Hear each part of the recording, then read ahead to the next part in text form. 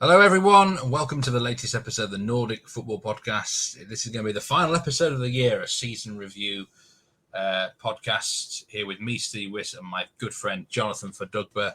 What a year it's been, Jonathan. This is our 33rd episode, the most episodes we've ever had in one calendar year. How are you feeling? Ho, ho, ho. Merry Christmas, Steve. I'm in my Santa outfit. And feeling Christmassy. Happy Christmas to all the listeners if you celebrate it, and happy holidays if you don't.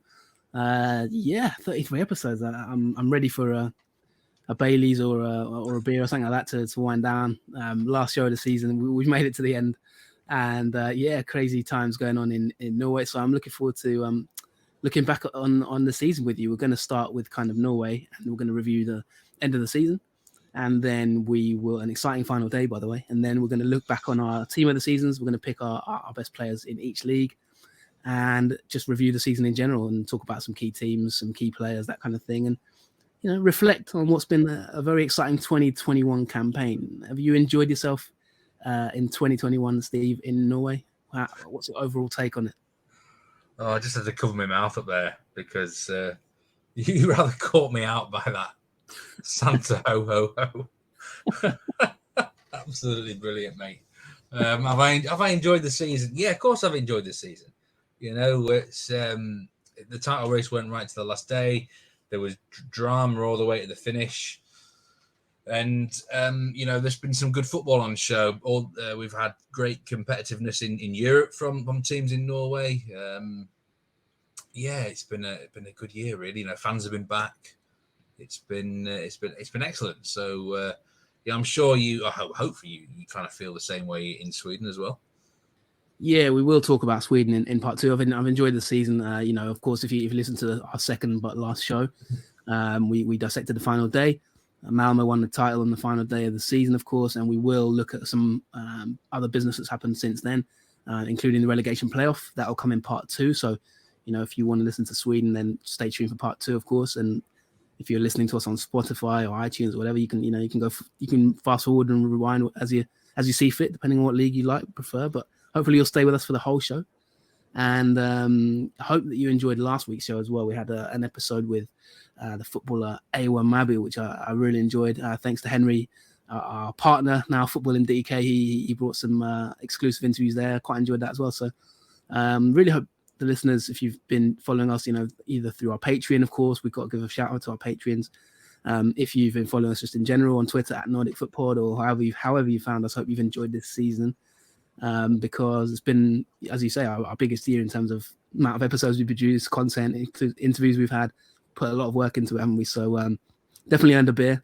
And let's look at Norway, shall we? Because a very exciting final day of the season. I mean, we talked about it in the final, in the episode before last week's one.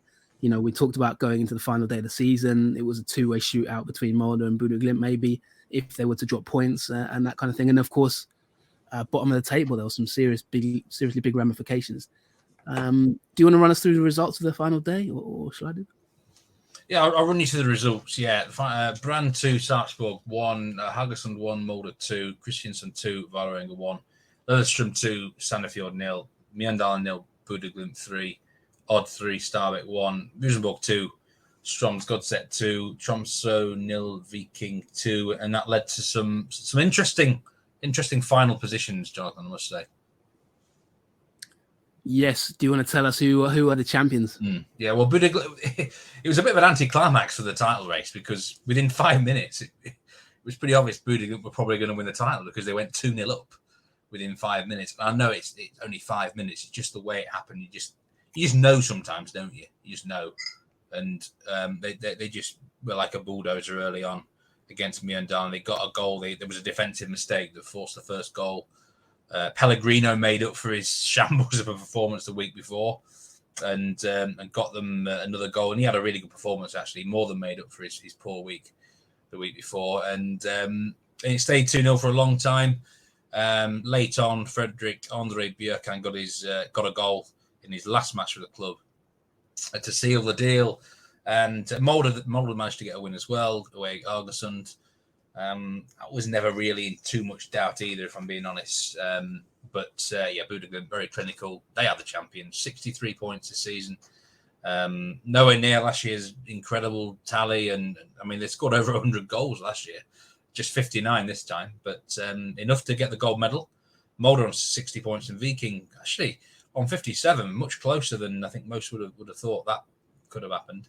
And down at the bottom, Mjøndalen finished rock bottom, 22 points. Stabæk, 25.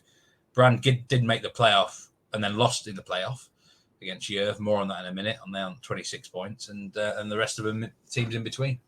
Yeah, as you mentioned there, goal in the second minute from Erik Botheim. They took a lot of fans, didn't they? There was a lot of fans behind the goal in Mjøndalen. Then Pellegrino, third minute as well, nice finish. Sort of typically well-worked Glimt pass and move style, wasn't it really? And then Bjorkan, the outgoing hero, in the 78th minute to sort of seal it. But as you mentioned, it was kind of done and dusted in those first few minutes. I mean, meanwhile, Molde were kind of at Haugesund, weren't they? Did they do all right in that game? Yeah, they did. They were quite professional. And, at half-time, they must have realised that they probably weren't going to win the title. But they kept going strong. I mean, they were going to get second anyway on goal difference, so they could have lost the game if they wanted to.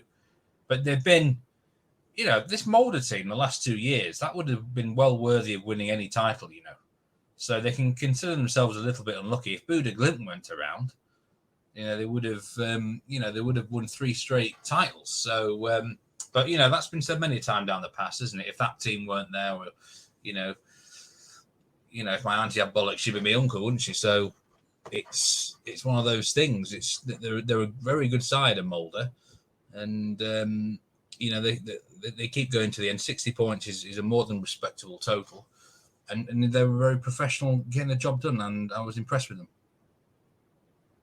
Yeah, and it's a really fantastic achievement from Bodø Glimt, isn't it? Back-to-back titles. They, as you mentioned, they've never won in their history the title before this last 2 years. How good a job has Kjetil Knutsen done? Because we'll have some news on him in a minute in terms of what's happening. But just tell us about the achievement there, because that is, what does it mean to win back-to-back titles for Glimt? Yeah, we've had a few questions over the last few weeks saying, is this second title a better title? Because, and I kind of think it is, because I mean, it's never easy with a big target on your back. I mean, they were so good in 2020, like every statistic available, they pretty much beat it. But the defences, they've relied more on defence this year. They've ground out results more. They've played different styles in certain matches as well. And, to finish the season, I think something like 16 games unbeaten or along those lines. And they've mixed it in with Europe as well. They've had to travel. I mean, just 3 days before, they were in the Ukraine trying to win their Europa Conference League group, which is worth, that's worth a few quid, isn't it? And a bye. They didn't get that, sadly. Roma won their group. But they've had a lot of challenges in their way this year. And, it comes down to it that it came ultimately to that match, didn't it, in Molde? It was dubbed the title decider. I said at the time it's not necessarily is, but it turned out that was the difference. Winning that game got them the Eliteserien crown. So, I mean, if we look back, Molde can certainly have regrets about losing 6-0 to Godset.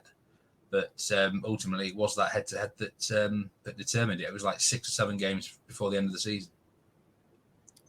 Who would you say have been sort of the key players this season? Because, there's been a lot of squad rotation, hasn't there, really? And, as you mentioned, there could even be a bigger achievement than the last time. Partly that's because they lost so many key players, didn't they, in the last window?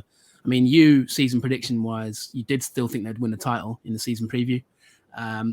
But you did think it would be a little bit closer. I mean, who have been the players that have come out of this new season and emerged? It's funny you mentioned squad rotation. By the way, before you answer that, not too many spoilers for your team of the season, which is coming. Yeah, it's funny you mentioned squad rotation, because that 16-game unbeaten run is when they stopped rotating, when they could. It was the first half of the season when there was, sometimes it was because of injuries and other factors, but there was a bit more of a mismatch in terms of certainly the defensive areas. Midfield, they did have to sort of chop and change it a lot in the second half of the season because of injury, especially Berg missed 3 games, Sultan has missed quite a lot as well. But fundamentally, they kept the same back four in nearly all but 2 games in that unbeaten run, Jonathan.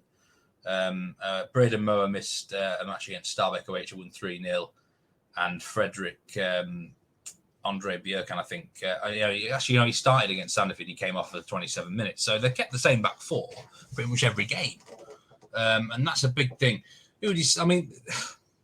Bjørkan scored the last goal for them this season. It was quite fitting because I think he's absolute quality, to be honest with you. I think there's a case for him he might be the best player in the league this season. A left back, which is rather sensational. He's the reason that right backs keep getting in my team of the year, Jonathan, because I have to have a flat back four. Next season, I can move to a back three, can't I?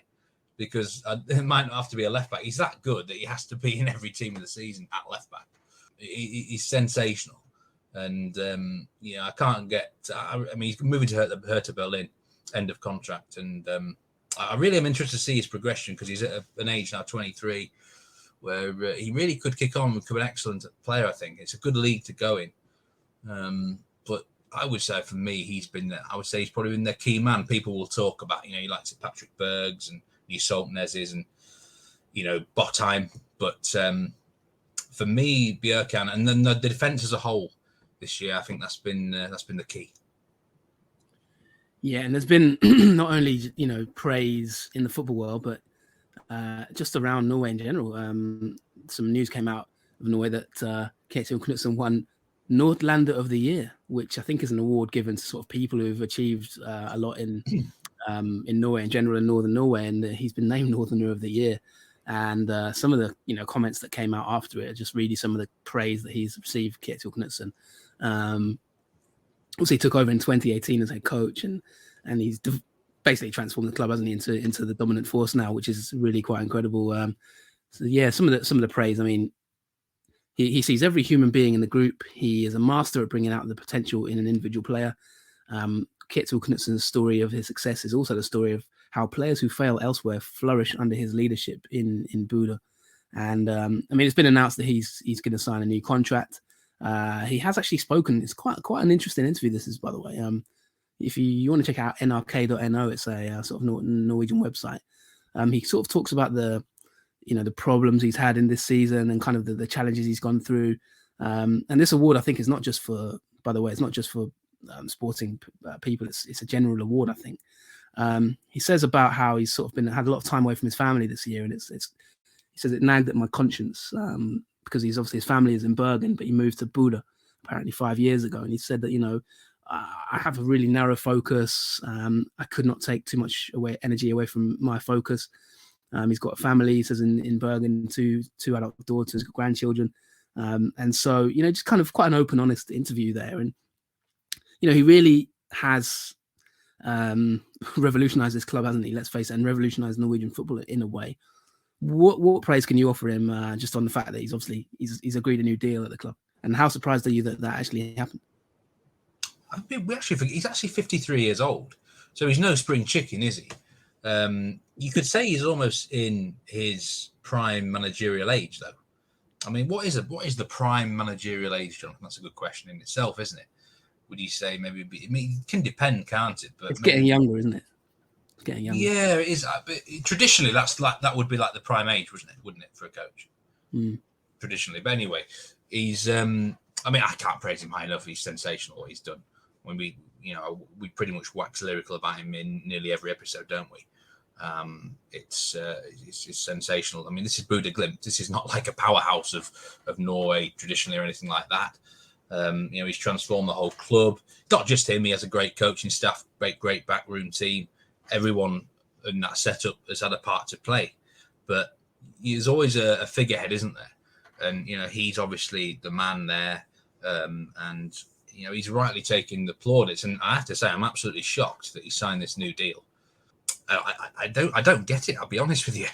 I think he could walk out the door tomorrow, and probably half a dozen clubs would offer a job to him.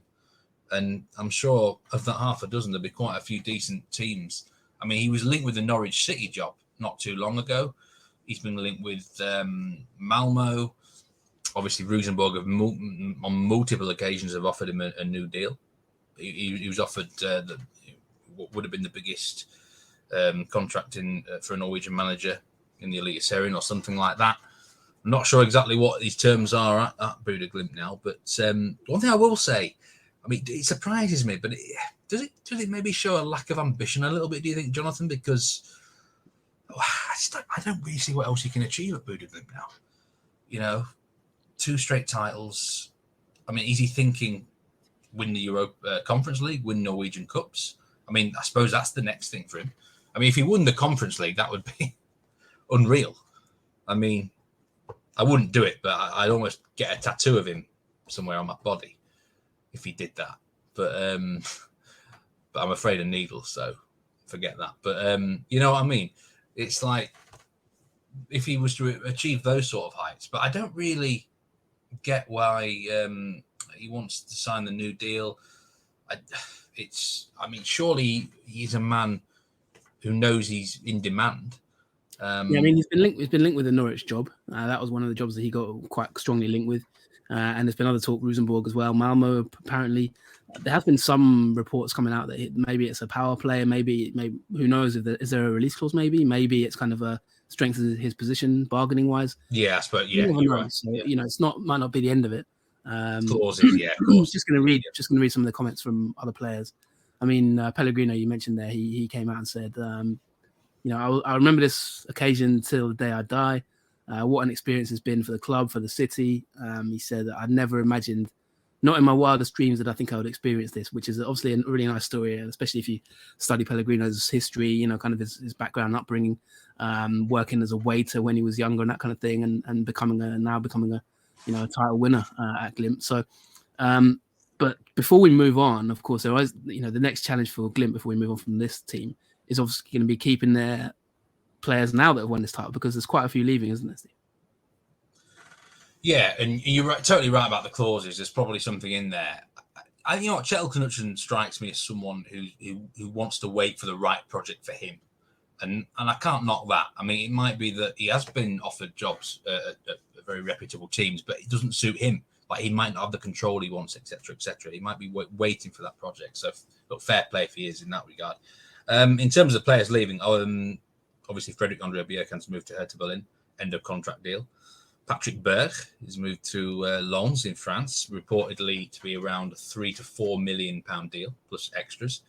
And Russian club Krasnodar have just this week come in for Eric Botheim, and this is going to be at least £4 million, Jonathan, potentially doubling on bonuses. And Glimt did not want to sell Botheim. He said he's not for sale this winter, but they can't refuse that sort of money, and I don't blame them, because, I mean, he's had a good year, Botheim, but I think he's a product of their system. Whoever plays up front for them, if me or you played up front for them, we'd get some goals. We would, genuinely. And I think they can if they're getting that amount of money from him, they can certainly find someone as good as Botheim. I think that's a real steal, and I think the Russian club are overpaying for him there. But I mean, who else might leave? I guess if they get money for him like that, they can easily say to other clubs, right, no one else is going at all. We don't need to sell anyone else. We've got the money, we've got the coach. Now it's about bringing players in. But to lose Bjerkan and Berg alone is massive. 2 big players, and Botheim was the top scorer, so that's a big spine. And it's about replacing. But I don't really think, I mean, Pellegrino's contract's up, so I don't know what's going to happen there. It was a short-term contract. But they shouldn't really lose anyone else now, unless like a really good bid comes in. Yeah, and just to wrap up on them, you know, you mentioned it's a bigger achievement maybe than the last season's. Ulrich Saltness agrees with you, so you got a few people there that do agree with you. He said it's much better than last year. It's absolutely incredible. He said it's been a nervous day, but it's been incredible. He said we've had completely different conditions than last year. It's been a much more turbulent year. We played in in Europe, with which none of our competitors have done. We've done completely new things for the club that we have not been near before. We are still league champions, so this achievement tops last year. And he was actually asked if Kjetil Knutsen would stay, and he said he would, and that was before the new contract. So fair play to him there. He must be a bit of a clairvoyant or something. But without further ado, I think we should move on to your team of the season. And we're going to come back to talk about the rest of the league in a minute. But let's get into this, because, you know, some of the players you just mentioned there anyway. So we may as well go ahead with it. Let's unveil our 2021 Elite Serie team of the season. Steve, take it away. Right, so I'm going 4-2-4 here, actually, Jonathan. Fairly simple system. Goalkeeper is Mads Christensen from Lillestrøm. Left back, Fredrik Andre Bjerkan, Bodø Glimt. The centre back duo is Sheriff Sinian, Molde, and Breda Mu from Bodø Glimt. And the right back is Erlend Reitan. I've gone with two centre midfielders, Joe Bell from Viking and Patrick Berg from Bodø Glimt. Left winger, Christopher Welder, Haugesund. Right winger, Vidar Ari Johnson from Sandefjord. And two strikers, Owen Weinfeld and Thomas Len Olsen. My 12th man, this is the cricket inside of me, is Veton Berisha from Viking. So that's the 11. And, there were some tough choices here, I must say. But in the end, I plumped for the 4-2-4 formation. Very nice indeed. And by the way, just to go back to Glimt again, we haven't mentioned it, but they'll obviously be playing in the Conference League. They made it through, and they'll be playing against Celtic, isn't it, in the playoffs? So that's a big sort of money-spinning tie as well. I think they get an extra few million for carrying on in Europe. So that's a big achievement as well, which will obviously help them in the kitty. Let's run through some of these names, Steve, because the first player I'm going to ask you about is Joe Bell. Just because, is he English? Because that is the most English. Unless his dad's called Taco, maybe he's got some other heritage. But he sounds like he's an Englishman. We wish he was English. No, he's actually a New Zealander. Right. This guy played for Wellington Phoenix back in the day. He went over to America. Viking plucked him out there at the start of last year. And he had a fairly good year last year, actually, a solid season, but he's kicked on this year. His role is a difficult one to describe. He's sort of in between like a deep-line playmaker and a box-to-box midfielder, if you know what I mean. He's both a playmaker, but he also is really good at interceptions and things like that. He's got... there's not too many midfielders really like that in this day and age, is there? Usually it's either one thing or the other, but he combines a lot of different duties. He provided a lot of assists this year, great set-piece taker. And like I say, his ball retrieval is excellent. So, Viking have finished third. And, you're going to have some good players having a very good season if that's the case. And Berisha scored 22 goals, but I think Bell was arguably more important because of the position in the field he's in. He really impressed me, the New Zealand international. Also represented them at the Olympic Games. Yeah, we've talked about Bjorkan, big move for him come in. And, of course, Patrick Berg, who's off, isn't he? He's off to France. Yeah, to Lens. Yeah, and, I think pretty much any team of the season has to have Patrick Berg in it.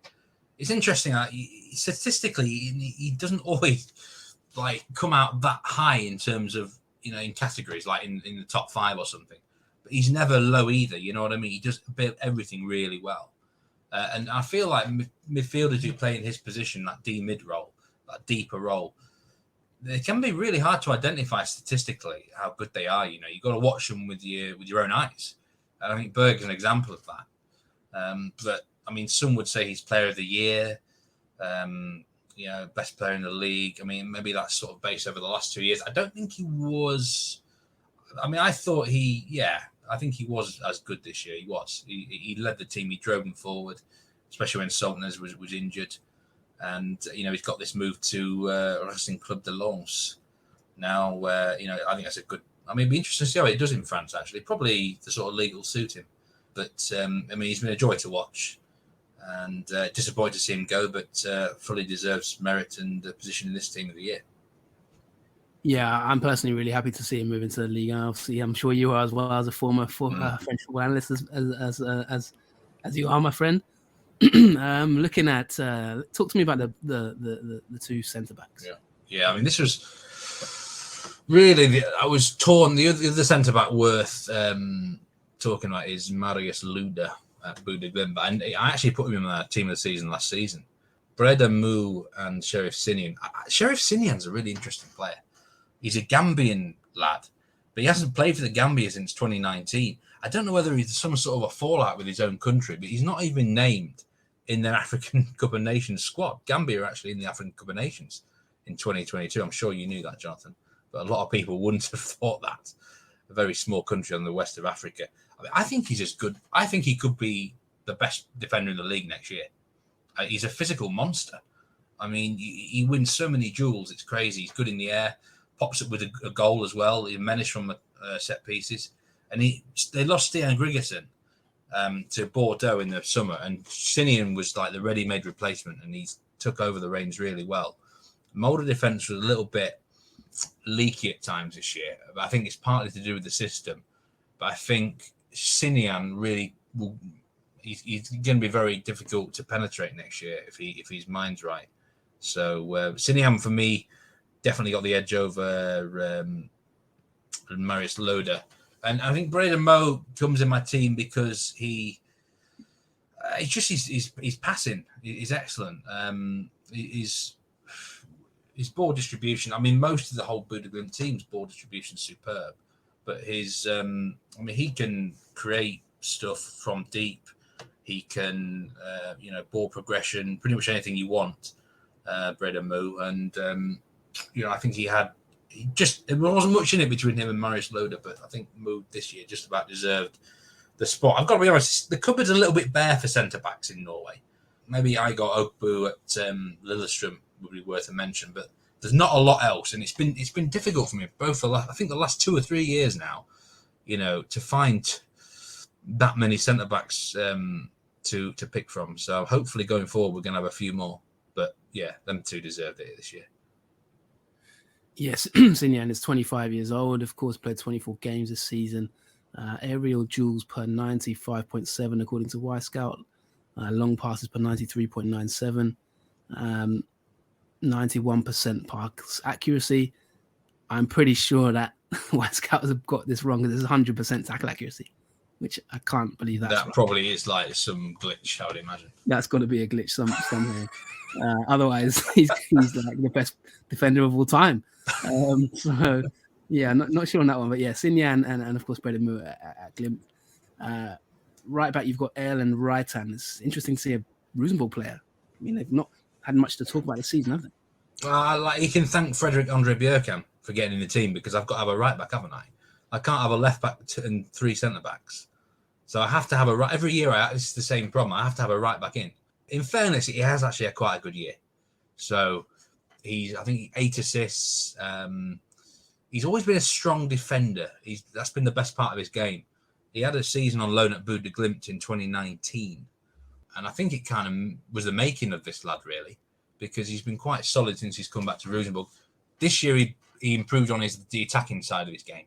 They haven't had much gone right for them, Roosenborg, this year, but I think he's their player of the season for me, hands down. Vecchia as well would be a contender, but I think Reitan is a good balanced right back and he's probably at the right club right now, Roosenborg. I mean, they've got a new manager now, but nothing special. He's probably, of this 11, he's probably the weakest of all the 11.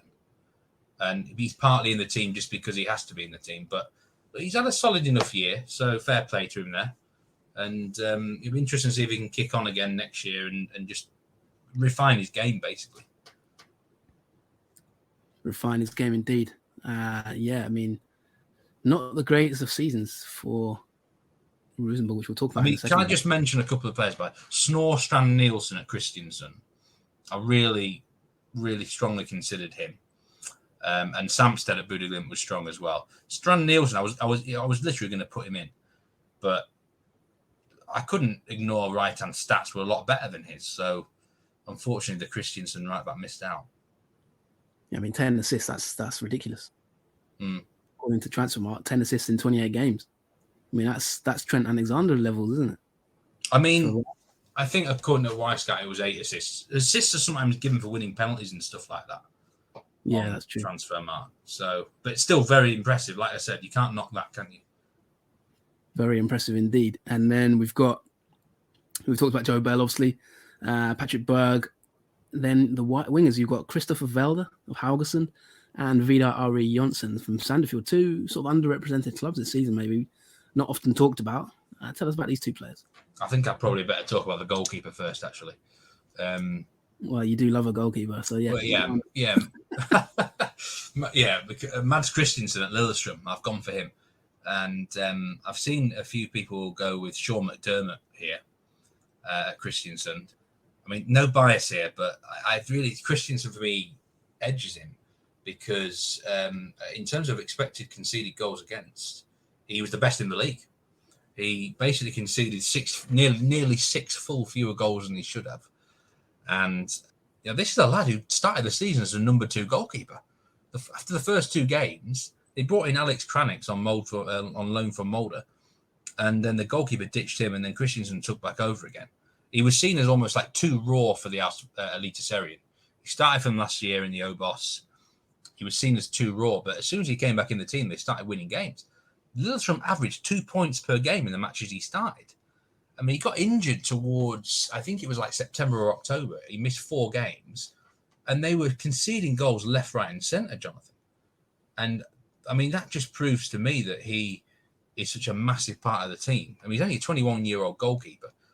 And you know what? Probably the most remarkable thing about him is he's not spectacular. You don't kind of remember him for like his incredible saves. He's there when you need him to be, but he doesn't make mistakes.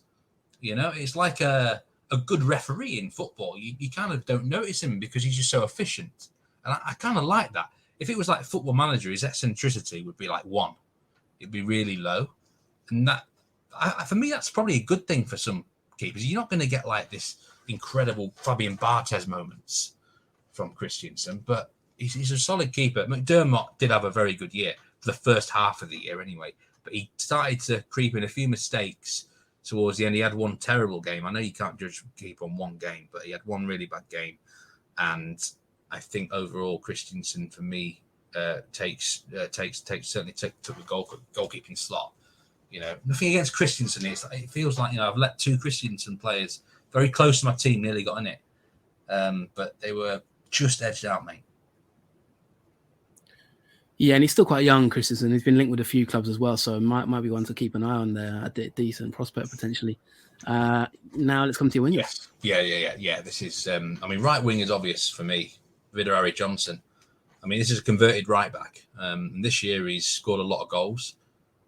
I looked at all of his goals, and some of them are really long range bangers, and some are just really opportunistic ones where he's in great. I think he's got great anticipation and positioning from set pieces. There's certain players in the game, isn't there, Jonathan? Like from when like a corner or a free kick comes in, there's like rebounds. They're always in the right place, poaching, and it's crazy. And he has that knack. I actually think he could actually play as a striker, because he can head the ball really well too. He can get himself in space. They could definitely convert him into some sort of striker. Sandefjord, I had them bottom. Most people had them going down, and he's one of the main reasons why they've stayed up very comfortably, because he had a great season. Left wing was much harder for me. I was torn here between 3 players: Christopher Welder, Ola Brynhildsen, or Jerman Assen. Now, Jerman Assen had a great year for Lillestrøm, a lot of assists. I couldn't really have 3 Lillestrøm players in my team of the year, to be honest, though. And he also has played A-mid most of the year. So it came between Welder and Brynhildsen. And, let's have someone different in the team. So Christopher Welder, he's probably plays his last match for Haugesund. I think he wants to move away. I don't know whether it would be to another club in Norway or abroad. But he's an inside forward, plays on the left, strong right foot. And he's my sort of player because he gets stuck in. He's aggressive, competitive, technical, bit selfish sometimes as well. He'll have a go, try and make something happen himself. And he's playing in a much, I'm not saying Haugesund are a poor side, but they're mediocre, at best. So, I think he's had about 7 goals, 7 assists, a few more assists as well, listed on transfer mark for winning penalties and free kicks. He's one of the most foul players in the league. Close call, but Christopher Welder, I've always liked him. And this is maybe the last chance I've got to put him in my team of the year. So I went with him. Yeah, and your strikers, I'm quite surprised to see one of them who is at Mulder, because over the years you've never been his biggest fan. I'd say you've had a few words of criticism at times over the past few years, but he's made your team of the season, and his name is Owen Weinfeld. Well, he's won the Golden Boot, so I can't not have him in the team, can I? 27 goals to Thomas Len Olsen's 26. And Veton Berisha is the 12th man in this team at 22 goals. Very unlucky not to make the team of the year with 22 goals, aren't you?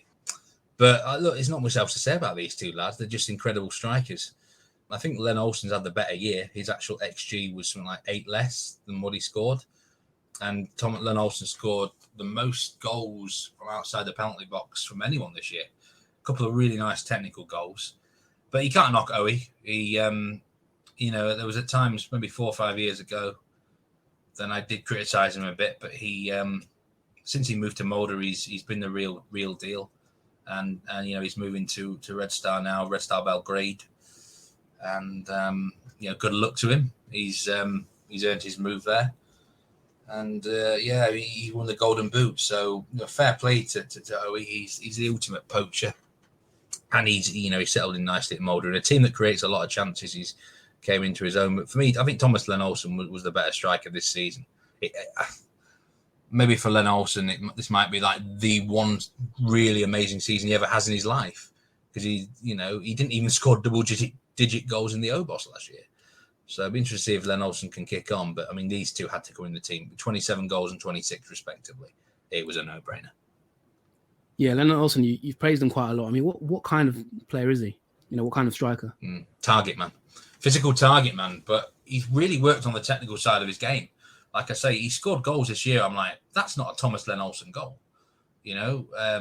So something, I don't know what changed. I mean, it certainly helped him, I think, switching to the 3-4-2-1 formation for some reason. And it definitely helped him getting in some good technical players like Johan Larsen. The delivery into the box is better for him now. But no player had more headed attempts this year than Thomas Len Olsen. So, you can put it in the box high to him and he's going to cause himself a nuisance.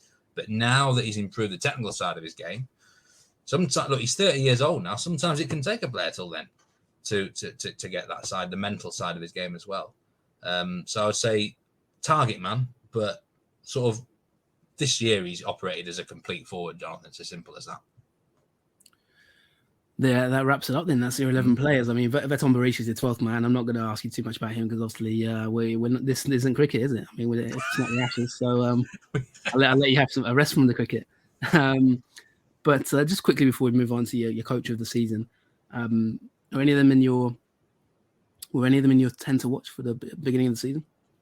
Well, Johan Larsen was. I thought I was really close to putting Larsen in the team. And that would have been a nice little sort of coup for me almost, wouldn't it, to have one of my 10 to watch in the team of the season. But, how did my 10 players to watch do this year? My 10 players to watch were Ola Solbakken, Arne Hegerbo, Johan Larsen, Emil Konradsen-Seiler, David Datro Fofana. What on earth happened to him? He's just been on the bench, the Mulder bench every week.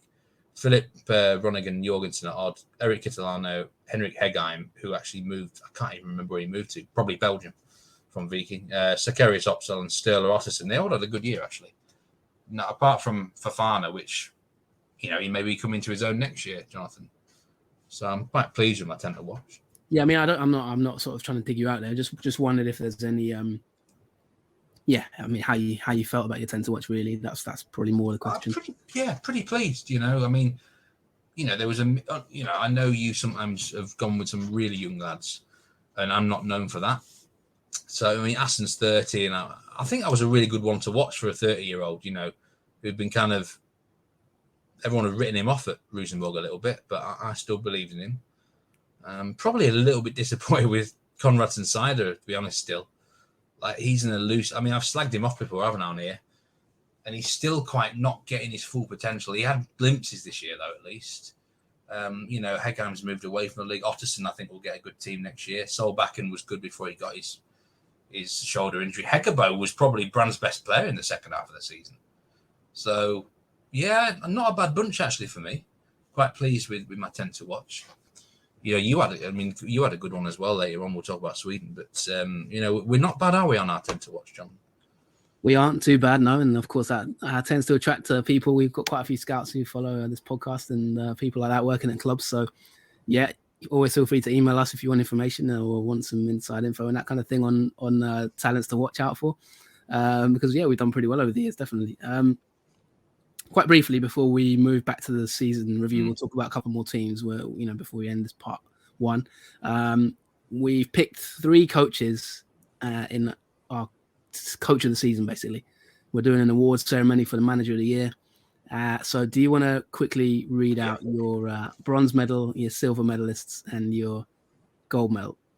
Well, I've managed to fit 4 coaches into 3 here, Jonathan. I nearly managed to fit 5 in. But bronze medal, Garbacher at Lillestrøm, newly promoted, got them into 4th place. They will be in Europe next season if they win the Norwegian Cup or one of the top 3 win the Norwegian Cup. So that'd be nice for them. I really considered the Sandefjord managerial duo, by the way, because they've done a great job down there, keeping them up and doing so well. But I had to put in the silver position Beate Lunde Asheim and Morten Jensen, and that's the only time you'll ever hear me say their names. They are the Viking managerial duo. That's what I referred to them as. To 57 points. They're only 6 off the title. Like, no one thought that. I mean, Viking were always probably everyone's top 6 or 7, but I think a lot thought that they would go downhill this year, and they've actually improved. So fair play to them, that managerial duo. I mean, the 2 in the Eliteserien have worked out really well for them this year. I mean, I've always been dubious over duos, but fair play. And then the gold medal, the coach of the season for me, no surprises here. Drum roll, Kjetil Knudsen. It has to be Kjetil Knudsen for retaining the Eliteserien crown and, qualifying from the Conference League group. So that's my top 3 coaches this year. Yeah, and you mentioned you never mentioned their names. Honestly, I've never actually heard you mention them ever on this show before. So I was a little bit surprised seeing them in the silver medalist. But massive congratulations to the duo, Gerbacher as well, and of course Mr. Knudsen, of course, who we talked about earlier. Your flop of the year, team and player. Yeah, and last year it was Doda Bamba, and he kind of proved me wrong. Be nice. Last year Doda Bamba was my flop of the year, and he proved me wrong actually in the first half of this year before he moved away. Yeah, he scored a few goals for Brown. Unfortunately, this player is not going to be able to prove me wrong because he's retiring. Alexander Tetti is my flop of the year, and Brann Football Club as a whole are my sort of team flop. Tetti, this feels harsh because he's had a great career. Like, first things first, great career, fully respect him, love what he's done. Rennes, Norwich, but this is a player in the 1920 season. He actually started 30 Premier League games. I know Norwich were terrible that year, but if you're starting games in the Premier League just, a couple of years ago, or less than that, I think there was kind of high hopes that he would come into Roosenborg and make a massive difference in terms of, and he's only 35, and I say only 35. Often I slag off old players, but 35 for someone that good who's played at such a high level should be able to really come in and assert themselves on the league. But he's had fitness problems. I know that's not his own fault. Then it was revealed that he can't play on any of the artificial surfaces. I mean, that in itself is a flop, isn't it? I mean, why? I would not sign someone who can't play on, like, I think that's 8 or 9 grounds. That's just sheer madness. And the matches he did play, he looked past it. I can see why he's retiring. Maybe he's, he plays in that midfield role, and it's hard on the legs down the years, isn't it? He's had a lot on there. It's probably you're saying that expectations maybe didn't quite live up to the expectations of fans. But I mean, at 35, I'll be honest, I didn't realize he was that old. I think he's. I remember, the French football days of me and you, mate, when he was a bit of a stalwart for Rennes. I've really quality, right? He was quality. Yeah, I'm actually sad he's retiring. When you just said that, it kind of made me feel old because. He was a top player. And I just think, I think it's the expectations. There was a lot of hoo-ha about this. And, I thought about Islamovic might be flop of the year actually there. I feel like someone at Roosenborg could have been a contender. He only scored 6 goals, but he did miss 8 for injury. But Eliza, look, Tetti probably wasn't fit for half the time, but I think he has to be flop of the year just because I think we expected more of him, or quite a few others expected more. And he played in all the European qualifying games because I think all those were on grass. But great career. But I think this season and Roosenborg themselves have been a flop this year. It's not just him. But as a Yeah, player, I I feel mean, it's caught up with him, hasn't it, at the end of the day? Which, yeah, 34 caps for Norway, played in the Premier League, played for Norwich. Funnily enough, came from the youth academy at Buda Glimt, so that's quite an interesting one, when they were probably not as big. But yeah, massive, 200, nearly 250 games for Norwich as well. So salute Alex Tete. I mean, probably maybe it was just too much for him, and maybe the club put too much expectations on him as well. You got to factor that in. It's not only on the player. Bran as your flop of the year. Just wrap up why them and not Roosenborg. Well, are the obvious. Where do we start? I'm gonna have to. I mean, Brandon, I need like an hour on them, Jonathan. Just they got relegated. They've been a mess off the field. The sex party, everything, mate, absolutely everything. But an absolute mess of a club, and nothing's been good about Brand this year, mate.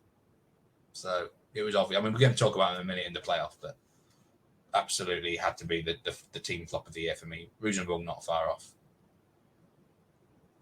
Short and sweet. That will wrap up part one. We're just going to end it with a bit of a Eliteserien fantasy talk. And if you want, Steve, this is your chance to sort of give a shout out to one or two other teams because we're running over a little bit in terms of timings. But yeah, let's wrap up the Eliteserien fantasy. And if you've got anything else to say about the bottom half, of course, the relegation, now's your time. Well, I will just go into fantasy. And we must say thanks to anyone who was in the Nordic Football Podcast League this year. And the winner was Juvelin United, Emil Magnus Jakobsen. 1,983 points he scored. He's actually overall ranking the whole competition was 8th. So fair play. The top 3 rounded out by Tactical FPL. FF Ramblings, and Heskebo got 3rd spot in our league, joint 3rd spot, with Vega Bioga. That's a tough one to pronounce, but Heskebo's team's called That's Number Wangberg. I like that one, and Kalrabi Kamaratane for Vega there, equal 3rd. So well done to them. I finished a very disappointing 59th this year in Eliteserien fantasy. Really poor year for me. Just couldn't get going in it at all. But I mean, before we go, we have to talk about the playoff, Jonathan. I didn't watch it live. I watched some of the highlights of it. I was out in the sticks in pub in North Yorkshire with no signal at all. I couldn't believe it when I got back that Yerv beat Bran in the playoff match on penalties after it finished 4-4 after extra time. It was a mental game, and I'm sure you saw the stats and the goal minutes here, and you were thinking literally, what the hell? But I mean, I couldn't believe it. But the end result was that Brann are relegated. Yeah, that was a crazy game. I mean, to be honest, we could talk about Norway for the next 20, 30 minutes. We haven't even talked about teams that went down. So, I mean, Brann are down, Stabæk are down, Mjøndalen are down.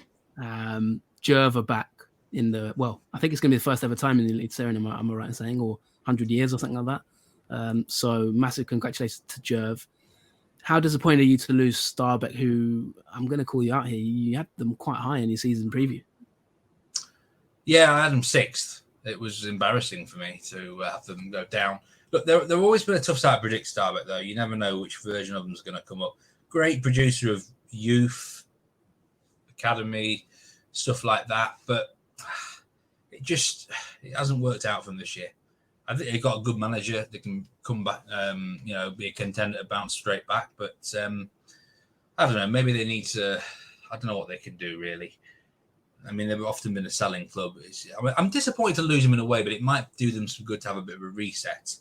Mjøndalen fought really hard, give it their absolute best shot over 2 years, and full respect to them. But ultimately, they didn't have the quality either. And Brann, I'm really disappointed losing Brann. I don't have a soft spot for them or anything, but they're a big club, and there's always a good storyline to go with Brann. You know, there's a lot of fans that are extremely disappointed. They've done it before. I've seen them go down before, and they bounce back straight away. But it feels like such a loss because, look, I'm sure they'll win the league next year or come straight back up. They're far too good for the Opposite again. And, Yerv are coming up, and, I'm a little bit despondent. I mean, it's a bit of a fairy tale, but it reminds me maybe when Ranheim came up. But the difference there was, they beat Sogndal, and Sogndal was such a boring side. It was kind of good to see the end of them. and Ranheim with this sort of little brother of Trondheim of Roosenborg. There was something different, these sort of part-time carpenters and whatnot, and they gave a good show of themselves. But Jerv, I just looked at some of their games, and the stadium looks an absolute doghouse. The pitch looks awful. I've seen it all, but I don't think they're going to add a lot to the Eliteserien. It sounds awful. We were well done to them, but already this kind of on my black mark list. I've got to do a full set of research into them, which annoys me. I'm disappointed Brann have gone. It was a crazy game. Brann missed 2 penalties in the playoff in regulation, and it was Robert Taylor who missed the final penalty for them, which cost them relegation. Shame for Taylor. He actually had a good year for them, but look, Jerv took their chance. It was a one-off match, which I disagree with that. I think it should have been 2 legs. Sweden had it over 2 legs, so why couldn't Norway? It becomes much more of a lottery and much more. It plays into the underdog's hands when it's 1 leg, doesn't it? So I disagreed with that. I think they could have fitted 2 legs in. But, Brann are gone, and, it sums up kind of just been a terrible year for them. Yeah, you've been a bit negative there on Jerv, but Discovery expert Joachim Jonsson described it as the biggest surprise in the 2000s of the century. So, this is a massive achievement for Jerv, so let's give some credit to them as well. Bard Finner said he is completely crushed. Losing such a fight hurts like hell. And it feels terrible. But congrats to Jerv, congrats to Oystein Ovreitit. I think I've got that right. Who saved 2 penalties. The keeper was really good. And saved 2 in the shootout as well. So this is going to be Jerv's first time in Eliteserien in their history. The first club from the former Aust Antgarda to play at the top level since the top division was merged into one in 1963, and a huge achievement for everybody related to Jerv. So, goodbye, Brann, but hello, Jerv. And Steve, you're going to have to dig out your history books. You're going to have to dig out your spreadsheets and get to work, my friend, because they're here for 1 year at least. It might be that maybe I've become more miserable in my old age. I feel like 10 years ago, I would have loved something like this. But I really feel like I'm learning about you, but I'm like for F's sake, it's a club that I'm probably just gonna have to get used to for 1 year. But Brann's expected goals, by the way, in that playoff game was 7.41. That is that includes penalties though. That didn't include the penalty shootout, obviously. But there you go. Anyway, congrats to Jerv. Goodbye, Brann. We'll see you next year, maybe, but we'll have to keep a little eye on you, boss, because it's a bit of a shame in terms of their fan base. We're going to lose a big club there, really. But at the end of the day, you've got 30 games to stay in the league, and Brann's got 5 wins and 14 defeats. So I hope they enjoyed their sex party. It's time to go. Coming up in part 2, we're going to move to Sweden. And we will maybe come back to Norway and wrap it up at the end of the show, but we've got to move on now. So I hope you've enjoyed 2021. Steve, what are your memories of the season? And, before we wrap up very briefly, in 30 seconds, what's your overriding memories and how will you reflect on this 2021 season? I'll reflect on it as the year, Bodø defended that title, progressed in Europe, and the Brann issues, like I say, the year that fans came back again. We had full stadiums by, the last sort of 10 rounds. And, it's going to be, mixing up the pack again next year. Jerv coming in there. Maybe they can sort of win me round. I might love them. You never know. So it's three new teams to look forward to. I would say not necessarily the shock of the century, by the way. Mjøndalen beat Brann over 2 legs, and that was a huge shock. I think it's 2014. I think it's just as big a shock that was. But good year. I'm looking forward to next year already. April the 3rd is the start of the Eliteserien, I do believe. Bring it on. Yeah, I've got a feeling you might not be much of a Jerv fan. They did finish 3rd in the league, so fair enough to them. They got the third most points. I've got a feeling you'll be a Hamkamp fan, given your tagline, meat man soccer. A bit of ham in the league. I don't think you're going to say no to that. And of course, congrats to Larsen. So that wraps it up for part 1. In part 2, we'll move to Sweden, and we're going to review our team of the season. We'll also look at the league and a little bit and some of the players that stood out and that kind of thing. So get yourself a hot cup of mulled wine and join us for part 2.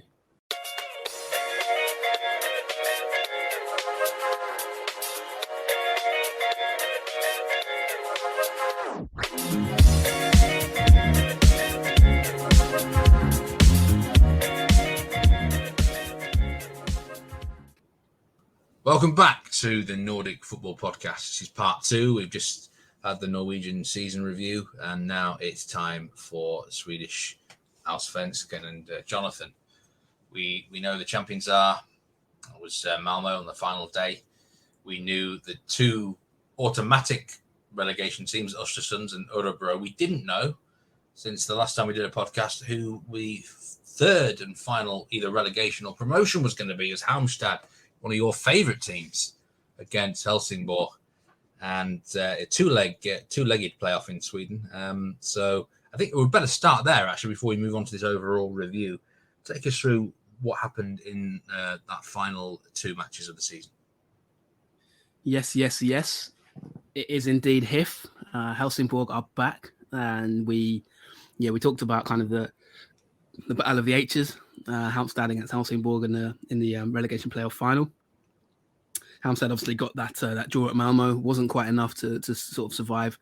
So it meant they were in the relegation playoff. Degerfors were the ones who climbed out of the relegation zone on the final day of the season, dropping Halmstad, who've we've talked about them, their rugged defensive solidity. And you thought that maybe they might have a tough game against Helsingborg, because I did say that they're a big club, to be honest. And at the end of the day, it's Helsingborg who have done it. They the first leg was a tricky game. Halmstad won it, and you thought that they'd go, they're at home in the next leg, and you thought, with their defensive record, you thought they'd get it done, to be honest. But I'll be fair to him, the player who I think decided the game, and I think probably is the one that's kept them fired them back into Allsvenskan, basically. Anthony van der Hurt, the captain, he came out and said after the first leg, I do think we can still turn this game around. It was a bit of a chess match, and it really was. I mean, a lot of Halmstad games, I think chess match is probably a great description of them the whole season, really. But yeah, I mean, there was hardly any shots on goal. I don't think Helsingborg had a single shot on goal in the first leg.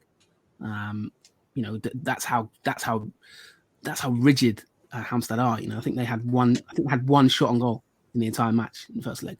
And I don't even think it was on target. But I mean, second leg they turned it around though, and this was a much better game, in fact, and really it came down to a couple of howlers, defensive howlers. Joseph Baffo had a bit of the Stevie G about him. He got the heebie-jeebies, a proper slip in the last couple of minutes of the game, letting in it was carbon copy of Gerard's slip, to be honest. Letting them in clean through to seal it. But Van den Herk's goal was the one that kind of turned the game around. It was Halmstad did get a goal, Samuel Kroon. But Helsingborg turned it around with their fans, and it was interesting after the game. I mean, Van den Herk, when he scored his goal to make it 2-1 in that match, when he made it 2-1, and it basically meant on away goals they were ahead, and then obviously the third goal was kind of that slip from Baffo. But I tell you what, he really celebrated that second goal late on. It was I think the last 10-15 minutes he went crazy, and the fans behind the goal. Helsingborg are a well supported club, by the way. We had Robin Asterhead, of course, who was a Volamark manager, and he's a big Malmo. Obviously, going back to Malmo, and he said his biggest achievement was beating Helsingborg, because there's a bit of a rivalry between Helsingborg and Malmo down south there. So yeah, it was really kind of the Helsingborg fans went mad. The game had to stop for a little bit because they were like the Helsingborg players jumped into the crowd, and it was like going crazy. Van den Herk said after the game, I feel really this proves why I stayed, because he had a lot of interest from Allsvenskan clubs last season when they got relegated, and it was a bit of a surprise that he stayed, because it was a big signing for them. Came from the Netherlands, player who did quite well last season in the league. Got a decent amount of goals. So yeah, he's really the main man who shot them back up. But for Halmstad, it's a real shame, because I think I mentioned this on Twitter. They only conceded they barely conceded any goals all season. Steve, we've talked about them so many times. Going to places like Malmo, getting clean sheets. You get a clean sheet in the first leg. They only conceded 26 goals in 30 games. To go get relegated with that sort of defensive record. I mean, Malmo conceded 30 goals. So, AIK conceded 25. So to get relegated with that few, and to concede 3 goals, in one game, when you 1-0 up was a real disappointment, I think, for Halmstad in that sense. You probably thought that they might have it just above board. There was a few question marks about the manager, some tactical changes he made when it was 1-1, I think, at the time. And I think he went quite defensive, and I think that backfired in the end. So he made a few changes. Obviously, took off the goal scorer before Helsingborg scored. So, yeah, ultimately, it's goodbye to Halmstad, which I'm a bit disappointed in. But I guess ultimately, when you score 21 goals in a season in the 30 games, you're asking for trouble, aren't you? Yeah, it seems like we've both had disappointments in the relegation playoff matches, haven't we, respectively this year. I know you did have certainly a soft spot for Halmstad and stuff. Well, I'll be honest. Just to recap that, just I just want to give you a bit of a initial statistics, Steve. They conceded 11% of the entire goals they conceded in the entire season in one half of football. One game of football in the relegation second leg playoff. That is, to me, that's the biggest shock about it. It's kind of like how, I mean, I know 3 goals isn't that much to concede really in one game. It happens, right? But for Halmstad to do that, I mean, there's a stat there. It is, 11.5% of the goals conceded in the entire 30-game season conceded in one match. So I think from that point of view, they'll really have a lot of regrets about the way they've gone down. Well, I'm actually going to leap to their defence here, which might surprise you. But I think using the away goals rule is an archaic method now. UEFA have scrapped it, haven't they, in all European competitions? Yeah. So why have Sweden not cancelled it? Because if that match should go to extra time, if it goes 2-1, so the third goal wouldn't be scored, in my opinion, because it was on the break, wasn't it? Like they had to throw everyone forward and stuff. It would more than likely have gone to extra time, and then who knows? So I think Halmstad are a little bit unlucky there, but it surprises me. They got a 1-0 lead first leg. Usually over 2 legs, the better defensive team will come out on top, just the way it goes. So it did surprise me a bit, but they just seem to find a bit more, didn't they, Helsingborg? Their fans really pushed them over the line, and it's good to have a club like that back in a way, I suppose, isn't it? But I mean, they were an incredible statistical quirk with Halmstad. I looked and they were like 5th in like expected goals for the season. They were quite high up on expected points. Maybe they were just unlucky they didn't score so many. I don't know, but I mean, it's one of those things. Yeah, and Kroon's goal was really well taken. He's had a decent season, had some injuries, but he had a decent season.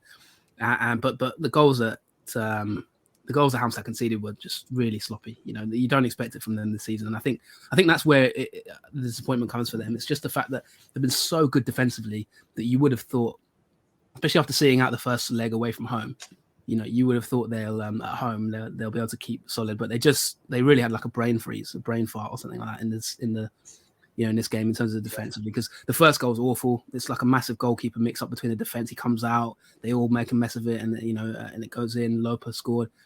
The third goal as well is, like I said, it's a Steven Gerrard moment. Kai Jalainen just gets on the end of it. He came on as a sub, and really this was a game of 2 coaches.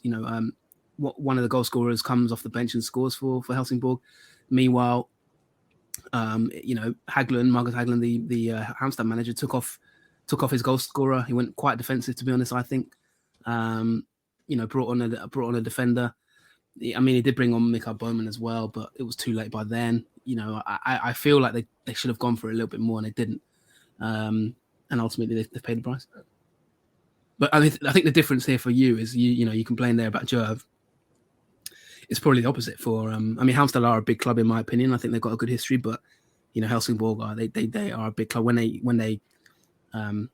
was full-time whistle, their fans went crazy, ran on the pitch, invaded the pitch. It reminded me of when they got relegated 4 years ago when we first started this podcast. In fact, when I was out in Sweden, because I'll never forget when they got relegated and they invaded the pitch and they tried to rip Jordan Larsen's shirt off. It was really, they had some masked fans and stuff, and it was really harrowing scenes, to be honest. It was awful. And they had a lot of their fans in masks ran onto the pitch, and I was thinking, right, what's going to go on here? But most of them were quite, celebratory mood this time. I don't know what it is with Helsingborg and masked fans in Balaclava. It's a bit sinister, but maybe they're just cold or whatever. But yeah, I mean, on this occasion they were happy, so it was a bit more of a nice scene. But yeah, goodbye to Halmstad, and I will miss them because I've said it to you off air. I think this season, the teams that I've been most stood out. The teams that have stood out to me most this season have been generally more defensive teams, to be honest. Teams like Halmstad, Mjällby, teams like Degerfors, they're not defensive, to be honest. They got league goals all over the place. But I mean, the teams that I've most enjoyed the season in the league have been teams with a sort of a commitment to a set style. Degerfors had their sort of that 3-4-3 shape, and we talked about them tactically. We did a whole show on it, didn't we? Earlier in the season. One of the reasons I liked Halmstad is just because they just offered something a little bit different to the league, and from that point of view, we'll miss it. And I just enjoyed how ridiculous it was, how many games they had with so few goals conceded. I mean, 14 draws in a 30-game season. But yeah, ultimately, lack of goals has cost them, and just couldn't see out the job. Their defence just let them down at the final hurdle. They played 4-4-2 a lot, didn't they? They remind me an awful lot of the team in France in Ligue 2, AC Ajaccio. And Ajaccio have only conceded 8 goals in the first 19 games this season. I tell you what, I actually think 4-4-2 is an absolute bastard formation to break down. If you operate it in a rigid way, it really is. Like 2 banks of 4 can be absolutely horrible to penetrate. But I'll say one other thing. I've known teams over the years who've operated with a really defensive strategy all year, and in the last sort of quarter of the season or the last fifth of the season, it can sometimes break down because it puts so much pressure on them throughout the whole year that eventually something cracks. It almost felt like Halmstad cracked at the very last turn. It's like the Grand National. It didn't even fall at the last hurdle. They kind of slipped like that horse did years ago. I feel a little bit sorry for them, I must say. I do, because they put a lot into the year.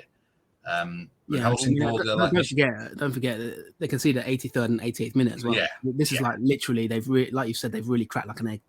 And just before we move on, Helsingborg, they've been this yo-yo team, like the Arlesund of Sweden, like the West Brom of Sweden. I mean, is that going to end, do you think? I mean, very early to say that, but they've been this yo-yo, haven't they? Yeah, I've just got in the background the Kaiserlainen goal again. I mean, that is Steven Gerrard. I mean, it's just the shirts are just inverted. It's a blue shirt and a red shirt, but this time it's just the other way around. It's not Demba Ba. It's literally the other way around. It's crazy. So yeah, it's a horrible goal to concede. I really feel sorry for Bafo because I think he's had a really good season. I think that the whole defense has been really good. Kurtulus obviously is getting his move to Hammarby, so he's already moving on. Alamari will probably move on as well. Yeah, I mean, you asked me about Helsingborg, are they the West Brom? I mean, Halmstad, you mentioned there about the 4-4-2. That Halmstad to me were the Burnley of the Allsvenskan this season, and kind of, but really, really effective in the way they did. 4-4-2 as well, aren't they?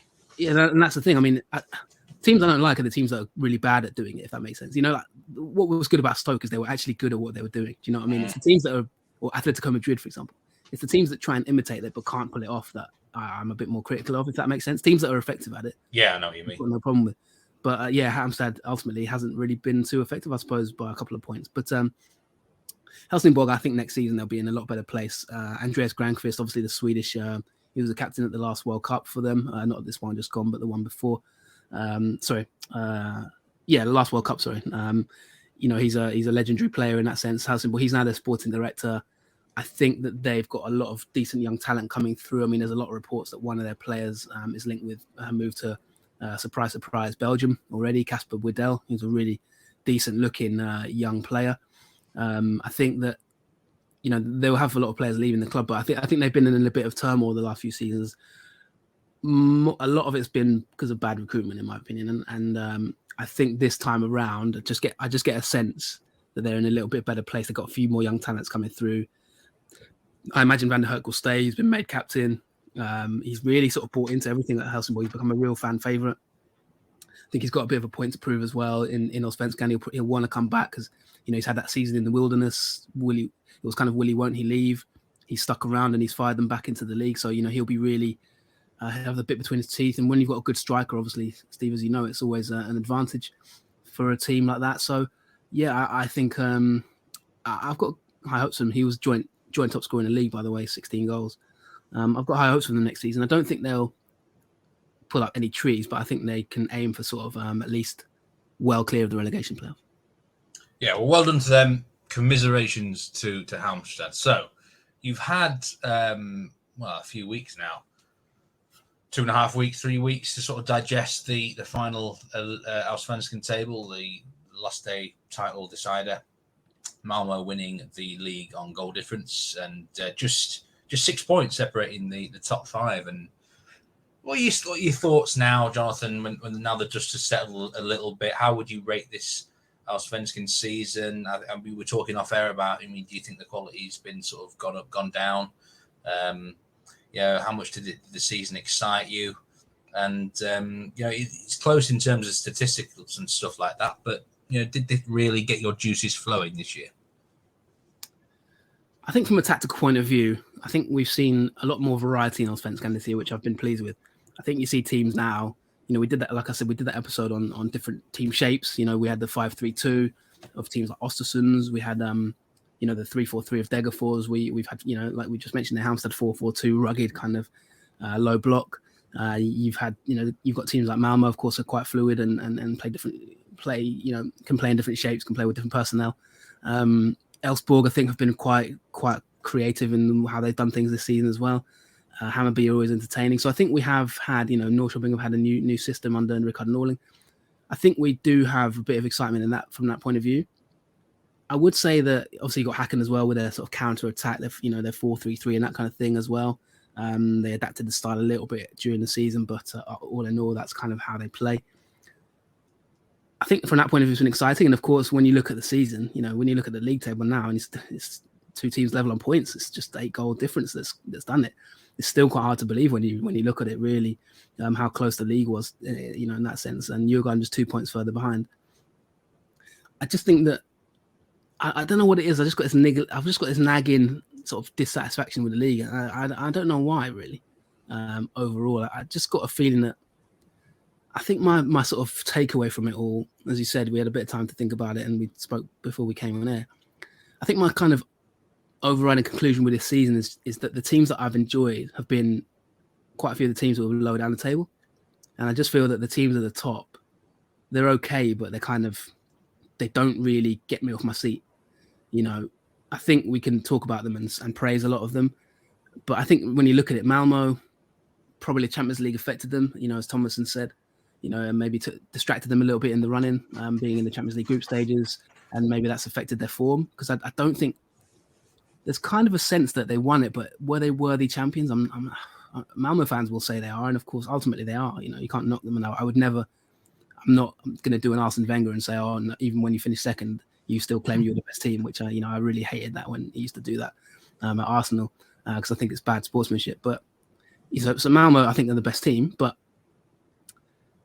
I still feel that they weren't amazing champions this season. I don't think they're going to go down as great champions. I think they kind of got away with it a little bit, and I think they partly got away with it because there just wasn't anyone else who could get the job done. I think AIK. We'll talk about them later. I've got a huge praise for what they've done this season. But I just don't think they were ready for a title challenge this year. I think they were just a few pieces short, which told in the end, and I think they've overachieved. I think Djurgården did have the pieces, but have flattered to deceive. I think they've had an okay year, but I think losing 7 games, I don't think that's. I don't think they had a great season, if I'm honest. Djurgården, although they've come so close to winning the title, I think. Last season they lost 10 games, but if you just look at the table, Elfsborg last season lost 3 games, Häcken lost 5 games, and it meant that Malmö had to be on their toes. This season, AIK have lost 7 games, Djurgården lost 7 games, Elfsborg have lost 9 games. So it just shows you that the level's probably it's been a bit easier for Malmö this season. And the teams that have excited me this year have been probably a bit lower down. Like Mjällby, I thought went on an amazing run, nearly broke the Allsvenskan record for clean sheets. We talked about obviously Halmstad and their defensive record. Degerfors at periods of time were quite exciting to watch. Varberg at times were quite interesting to watch. Häcken obviously were quite poor, but still had some of the best players in the league, in my opinion. So, and also the other thing I'd say is that usually this league is really good for young talents, but I felt that this season a lot of the young talents were either not quite at their best or a bit emerging, but it's too soon for them, if that makes sense.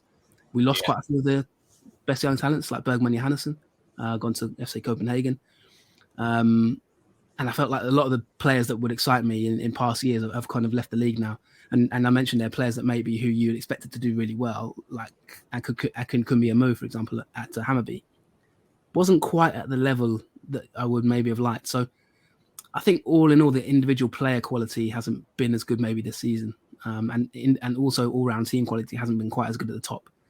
So maybe you could have liked to have seen a team like Elfsborg win a league or something like that. You know what I mean? Maybe a surprise could have. This was a chance, I think, for a surprise. Yeah, I'm not sure they'll get too many more chances for a surprise in years to come, because Malmo, with all that Champions League money, I only imagine they'll be stronger next year. Yeah, I think I've said before, I didn't want Malmo to win the league as a neutral looking on, nothing against them. But I feel like next year, maybe the years to come, they really could dominate. So this is a good chance for someone to get one on the board. It would have been really nice to see Elfsborg win it, I must say. I would love to have seen that. Someone different. But, maybe just... We sometimes get years like that there, Jonathan. I had this with Norway, I think it was about 3 years ago. Maybe one more back. And I remember in the end of season review, I was quite despondent, and it can happen every now and then. You don't sound that despondent or anything. It's just one of those sort of years which is like a bit meh, you know what I mean? A bit meh. It's okay, but ticking in there. But I'll tell you one thing that might perk you up here: your team of the season, because you do love a good team of the season, don't you? Yeah, and you talk about Elfsborg. For a few years we barely even mentioned them, didn't we? But that's the kind of, just like I said, that nagging feeling. They came so. Every team at the top came so close, if you know what I mean. Yeah. Elfsborg lost 3 games in September to Östersunds, Malmö, and Mjällby. Mjällby battered them 4-0. If they'd taken just 4 points even from, let's say if they'd taken 6 points against Östersunds and Mjällby, they'd be champions. Djurgården, that Varberg game, they'd have won the league if they hadn't lost that game to Varberg, the second last game of the season. So there was so many occasions for these teams to win it, and they just didn't. Again, Halmstad losing in November AIK losing to Halmstad away in November. Again, and even the game that won Malmö the title against AIK, the sort of title-deciding game ultimately, it was kind of a 1-0, wasn't an amazing game. It was just very narrow margins, and Malmö just got the job done. So I feel like ultimately the rumours about Kjetil Knutsen to Malmö summed up the feeling around Malmö. I think that this probably wasn't the greatest of seasons. Even internally, they probably recognise that, and I think they'll look to strengthen again. But team of the season, I shall read you my team of the season. I've gone for, in goal, Carl-Johan Eriksson of Mjällby. I've got a right back, the boy, not boy, he's a man, Larsen at Elfsborg. He is in my team of the season. He's had a good season at right back, so I think I've decided to get him involved. So yeah, he's in there. He's not Shame he wasn't in your fantasy team that much this year. I know. Unfortunately, he's the man that cost me probably the mini league between me and you. Ultimately, is 31-year-old Johan Larsen. Centre back Hjalmar Ekdal at Djurgården. His partner will be Anel Armhodzic at Malmo. Left back Erik Otieno of AIK. I've gone for 3 men in centre midfield. I've gone for Magnus Eriksson at Diff. I've gone for Seb Larson AIK. I've gone for Patrick Wolamark at Beko Häcken. And then I've got 3 strikers. I'm going to play 3 forwards in this one. I know you've gone for a 4-2-4. I'm going for 3 sort of fluid forwards. I've gone for Antonio Cholak at Malmo. I'm going to Victor Edvardsson at Degerfors and Samuel Adegbenro at Norrköping. So a bit of a mix in terms of players. I tried to have no more than 1 or 2 max at each team. And a bit of a blend in terms of, positionally as well. A bit of rotation there, 3 forwards. I think the balance is okay of the team. There's 1 or 2 you could maybe question, but ultimately I'm quite happy with that team. It looks a good team. I do like that team. No 12th man with you, of course, but let's delve into it. And I'm going to start with the back line. We'll save the keeper for now, but I do know in the latest Football Manager game, one of the sort of big tips is for signing cheap young talent is straight in there, get into Armhodzic at Malmo. He's available on the cheap, I think. But he's a really good player, isn't he? And he's had a top season for Malmo at the back there. Definitely one of their better players. Yeah, I think I've seen a few people say that as well, actually. I think there's rumours he's leaving, and a lot of people said that's bad news for their Football Manager team if he gets taken out of the game or whatever. But yeah, I think pound for pound, he's the best defender in the league. I think his market value now is risen hugely. I think he's now. I think he was in my team of the season last year as well. I'd have to go back and check that, but I'm pretty sure he made our Y Scout combined team of the season. And I think ultimately he deserves to be in it this season again, just because he's kept that level of consistency. Probably almost gone to another level, I think. In terms of defenders, he's probably among the best. I think he's a really good passing defender, brings the ball out from the back very well, very calm in possession. Can also do the dirty side of it. He's got a bit of needle about him. Obviously, Robin Asterhead had some comments about him, a real winner, he said in the interview with him about a month or so ago, 4 weeks ago. Described him as a real winner. He worked with him for Malmö's youth teams when he was a youth coach at Malmö. And really praised his mentality, his spirit, his desire to win, that kind of thing. And I think that he's fitted into Malmö very well in that sense. Yeah, and I think the thing that really stands out is like I say, is passing, 90% pass accuracy. 56 passes per 90 according to Wyscout. Majority of them forward passes as well. 80% forward pass accuracy, which is decent. I think that's better than a lot of people in the league. So yeah, all in all, he's a top defender, and I think this will be the last we'll see of him. I think there's been talk that he may stay till the summer at latest, but I don't see it, to be honest. They're strongly linked with Atalanta, Brentford as well now coming in apparently as well. I don't know the latest on that, but we'll talk about transfers another day. But Brentford would be probably a decent move for him, to be honest. Yeah, I mean he's always in the conversation when it comes down to really good defenders. Your other centre back, you're gone with Hjalmar Ekdal. I just wondered actually, Jonathan, because in the past you have often gone with 3 centre backs in this team this season in Sweden. How close were you to going with 3 centre backs this year? Was there many other contenders? I think there's two at AIK I could have had. I could have taken Sotiris Papagiannopoulos, and I could have taken Alexander Milosevic as well. I think that collectively they've been really good. But I'm going to represent AIK through Eric Otieno, who I think has been a fantastic left back. The Kenyan, I think he's got a real big future. Actually, I think he's a player. We have to have a Kenyan in the team every year, don't we? Yeah, it's becoming a trend. It's a decent market. East Africa's a good market. Got a Gambian in the Norwegian team of the year. Kenyan. There's talent. There's a lot of talent there in the African. Yeah, I mean he's 25. He can go on. I think he's really good. Gets up and down the pitch. Strong in the tackle. Intelligent player as well. He's quite tactically astute. I think he's a really good player. And yeah, as I say, I think East Africa's a decent market for Sweden. Maybe more clubs should look at teams like countries like Uganda, Kenya. I think there's talent there, as you said. But I decided not to go for 3 at the back just because I didn't really see who I'd leave out in the midfield and forwards. There's a lot of midfielders I could have picked, to be honest. Probably got the main forwards, but I think all in all, in terms of balance, this was my choice this time. Ekdal's a top player. I think he's been a very good signing for Diff. He weighed in with his fair share of goals as well from defensive situations. He's decent, and I think he's got a good future. He's settled in there well. Jurgen have always had some decent centre backs and defenders over the years. And I think Ekdal, he's only 23, and he can definitely improve. I think his pass accuracy again is 90%, and I think he's developed into a very, very comfortable centre back at this level.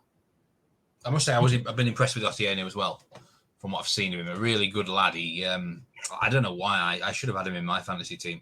I had the Greek. Is it the Greek lad, Papa, whatever you call him? Yeah, Jonathan. Yeah. So I had my IOK defender, but I should have had Otieno because he racked up more points. And he came up with a lot of assists, I think, this year as well. Real engine on that left side. Really, I have to say, yeah, that's a great pick actually. There, I must say. So we'll round off this back line with Johan Larsen again. I mean, this is I'm guessing a lot of the reason here is because of his assist ability from set pieces. Yeah, I mean, I've got to be honest, I'm not a massive fan of him just because he's cost me my Svenskan win against you, which I always wanted him in my team, but I just always felt like eventually, surely his form's going to tail off. But he just kept up such a level of consistency that eventually I had to get him in there, and it was probably I got him in too late, to be honest. I got him in I got him in at least 3, 4, 5 rounds too late. To my demise ultimately in Allsvenskan fantasy, which I'm still hurting over. But yeah, he was in my team of the season last season. I think certainly in the combined Y Scout. blog because he came back to Sweden, obviously had to spell abroad, been a top player at Helsingborg, just missed his consistency. He gets forward, he gets goals, he gets assists, he's a solid right back presence, does the job defensively, just exactly what you need at this level. No questions about him, professional, just an all-round very, very good player at this level. It's probably too good for Allsvenskan, to be honest, even though he's in his 30s. And it's just a no-brainer. Yeah, he's got to be in there. He played for Guingamp in France in the 18-19 season. He only made 4 appearances from that. I don't actually know what went wrong for him there at Guingamp, but he is in a way, he's quite a boring player, isn't he? I have to agree with you a little bit. He's sort of Mr. Consistent, gets the job done.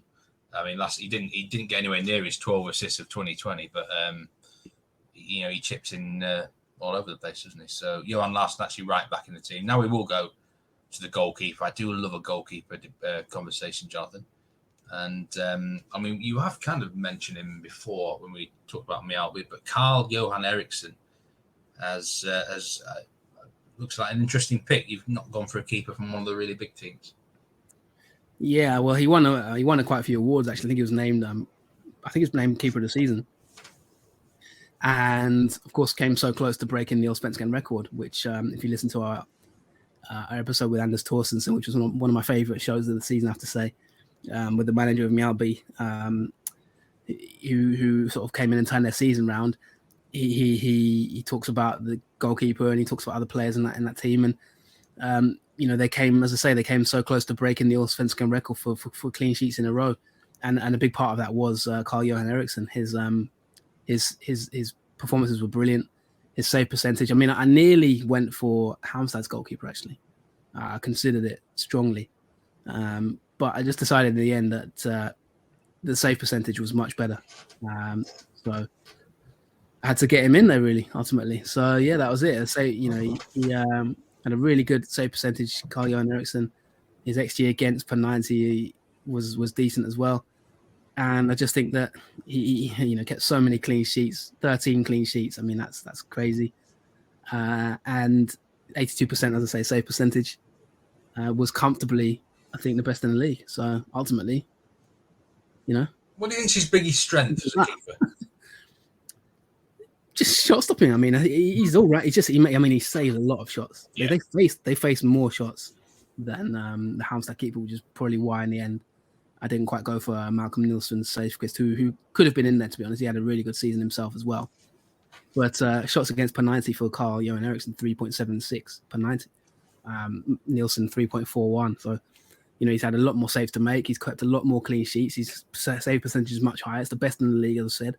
The top 3 in terms of save percentage, by the way, were Djurgården's keeper Vasiutin and Johan Dahlin. Johan Dahlin, at Malmö. So they were the top 3 in terms of save percentage. Janosevic in 4th, and then Nilsson Safeguest in 5th. But ultimately, Eriksson just did it all. He faced way, way, way more shots. 80 shots he faced compared to, say, Vasiutin, 26 shots, Darlin's 64 shots.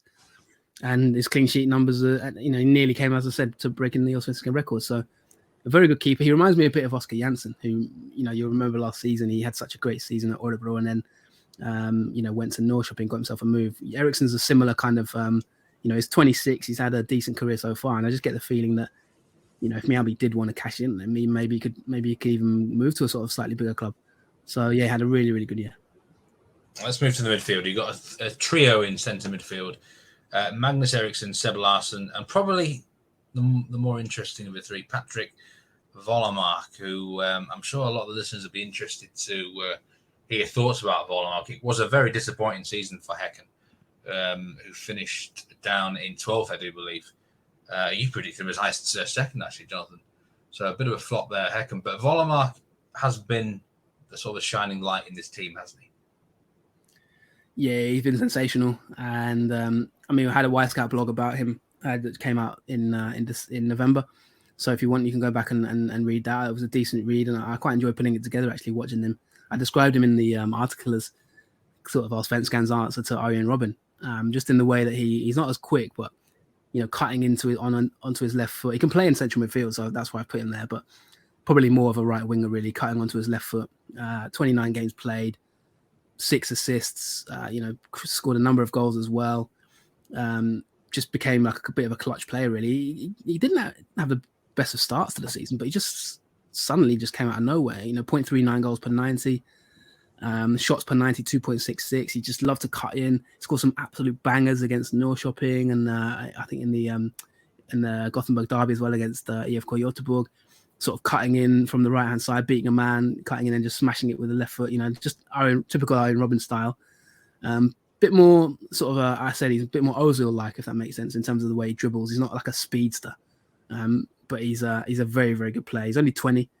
And he's definitely going to have a big career. I'm not sure how long he will see him in Allsvenskan because, he said he's very calm about it. He said he's happy to stay at Häcken at least till the summer.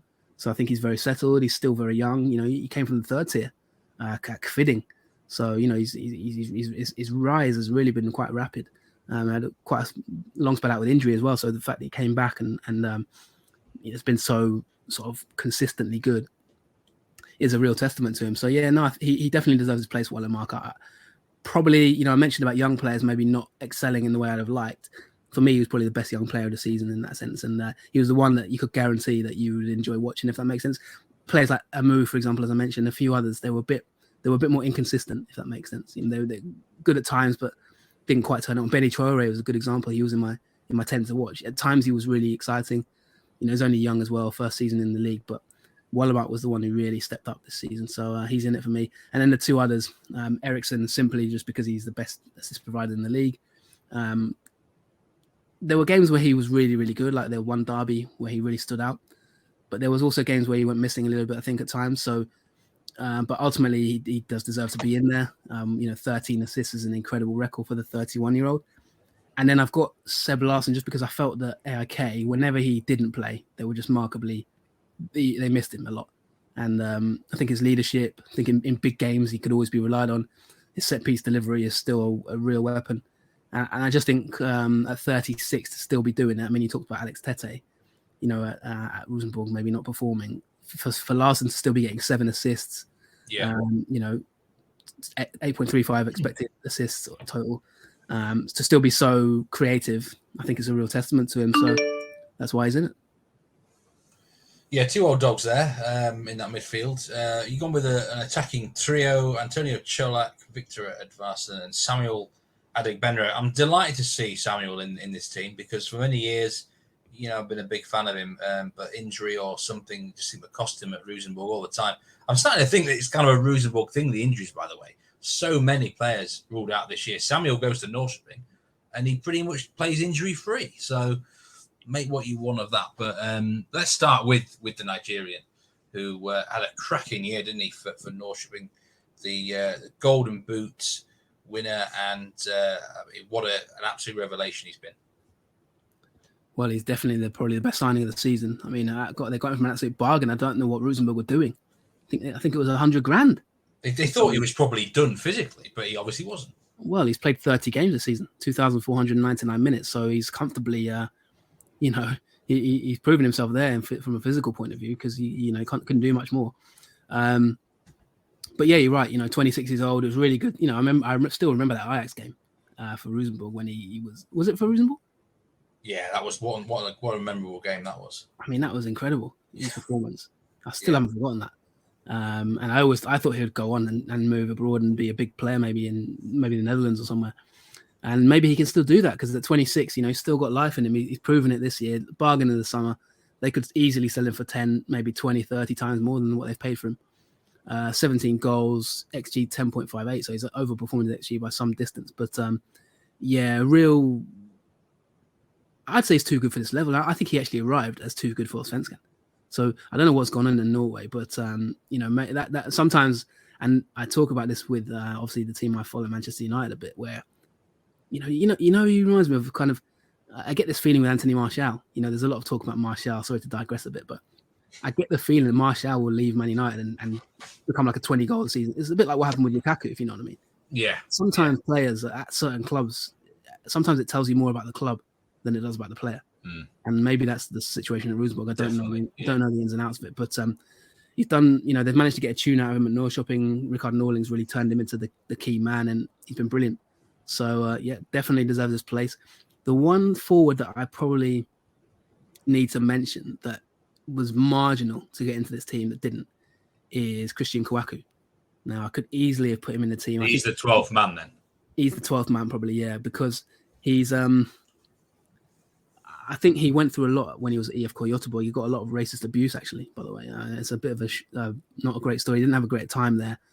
And he moved to Sirius. In fact, the EFK Göteborg fans put up a banner when they played Sirius saying, we're really sorry we didn't stand by you. And basically apologizing for not backing him more when he went through that torrid time, because he was a bit of a sort of a fall guy at EFK and got a lot of abuse and things like that. I had to go through some personal issues in that sense. And he gave an interview about it, saying his family was affected and, his mum was really badly affected, I think, by it. And the EFK fans put up a banner sort of apologizing. He went to the fans at the end of when they played Sirius and sort of clapped them and things like that. It was quite a nice moment, but, sometimes you think, well, where were they at the time? But obviously his actual XG, I think he's actually more in line with his XG than Čolak. So Čolak 17.46 XG, 14 goals, and Kouakou 13.3 XG, 12 goals.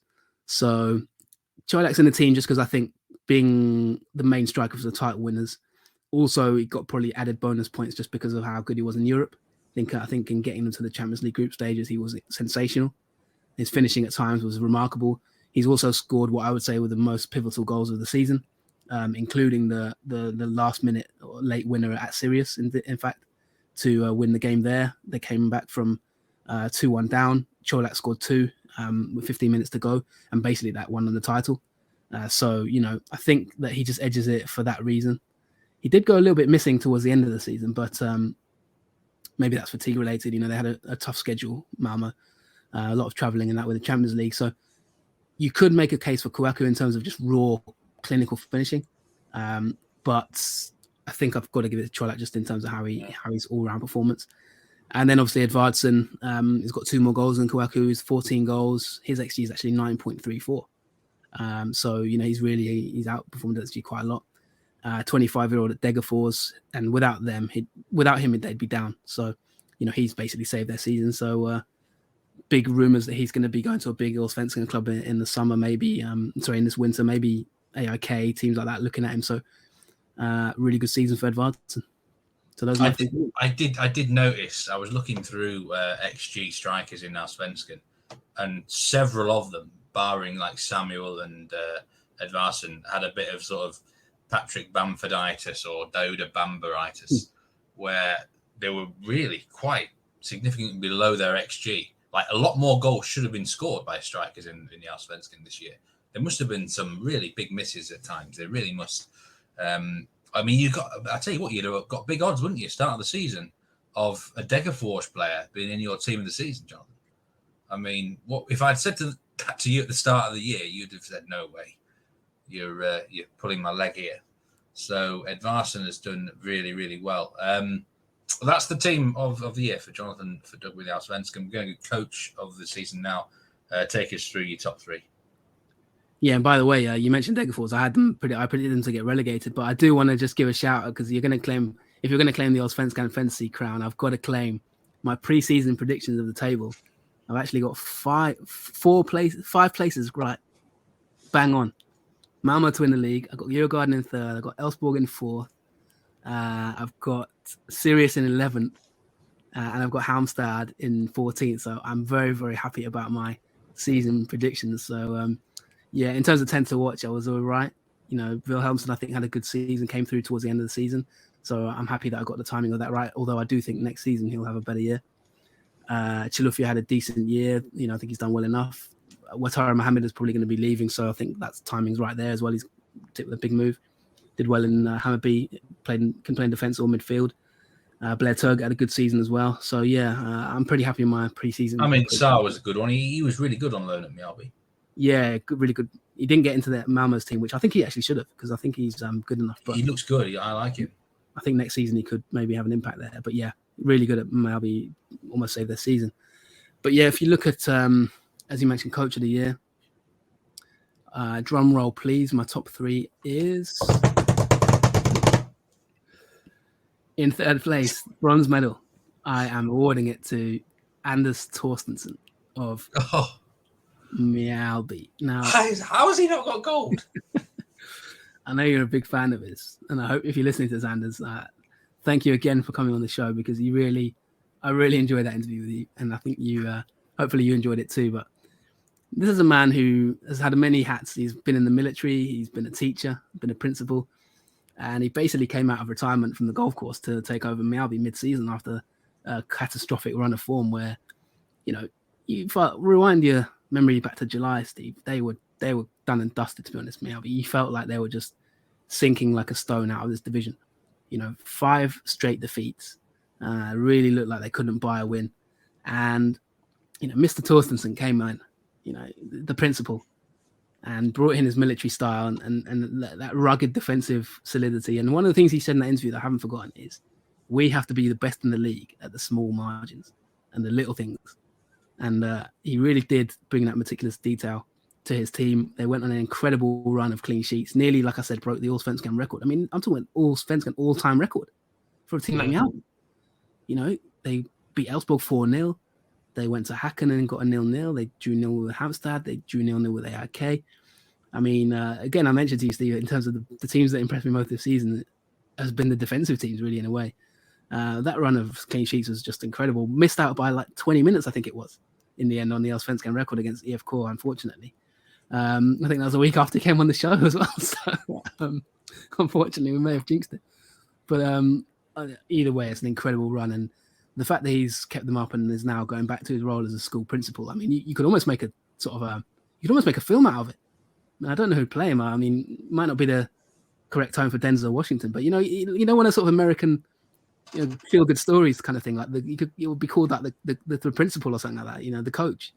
And it's about a sort of a teacher who comes in and turns the team around with his values and his sort of meticulous military precision. So it was a great. I thought it was a really good feel good story, to be honest, in general. And he's just a really nice guy. The interview we arranged was really done just so well, wasn't it? We arranged it one day and the next day it was done. So he is my bronze medalist. Getting Mjällby to 9th is a massive achievement. I mean, last season, they did finish even higher than that, but I think getting them from where they were to 9th is a really good achievement. So he's 3rd. In 2nd place, I am going for Henrik Rydström. Now, I'm just going to rule out a few stats here, and I think hopefully if Oscar Wasson is listening, you'll enjoy this because any Kalmar fan will enjoy this stat. This is basically the reason that I've chosen Henrik Rydström in 2nd. Kalmar in 2020, 320 passes per match, 2nd bottom of the league, that is, and also 42% possession, which was bottom of Allsvenskan.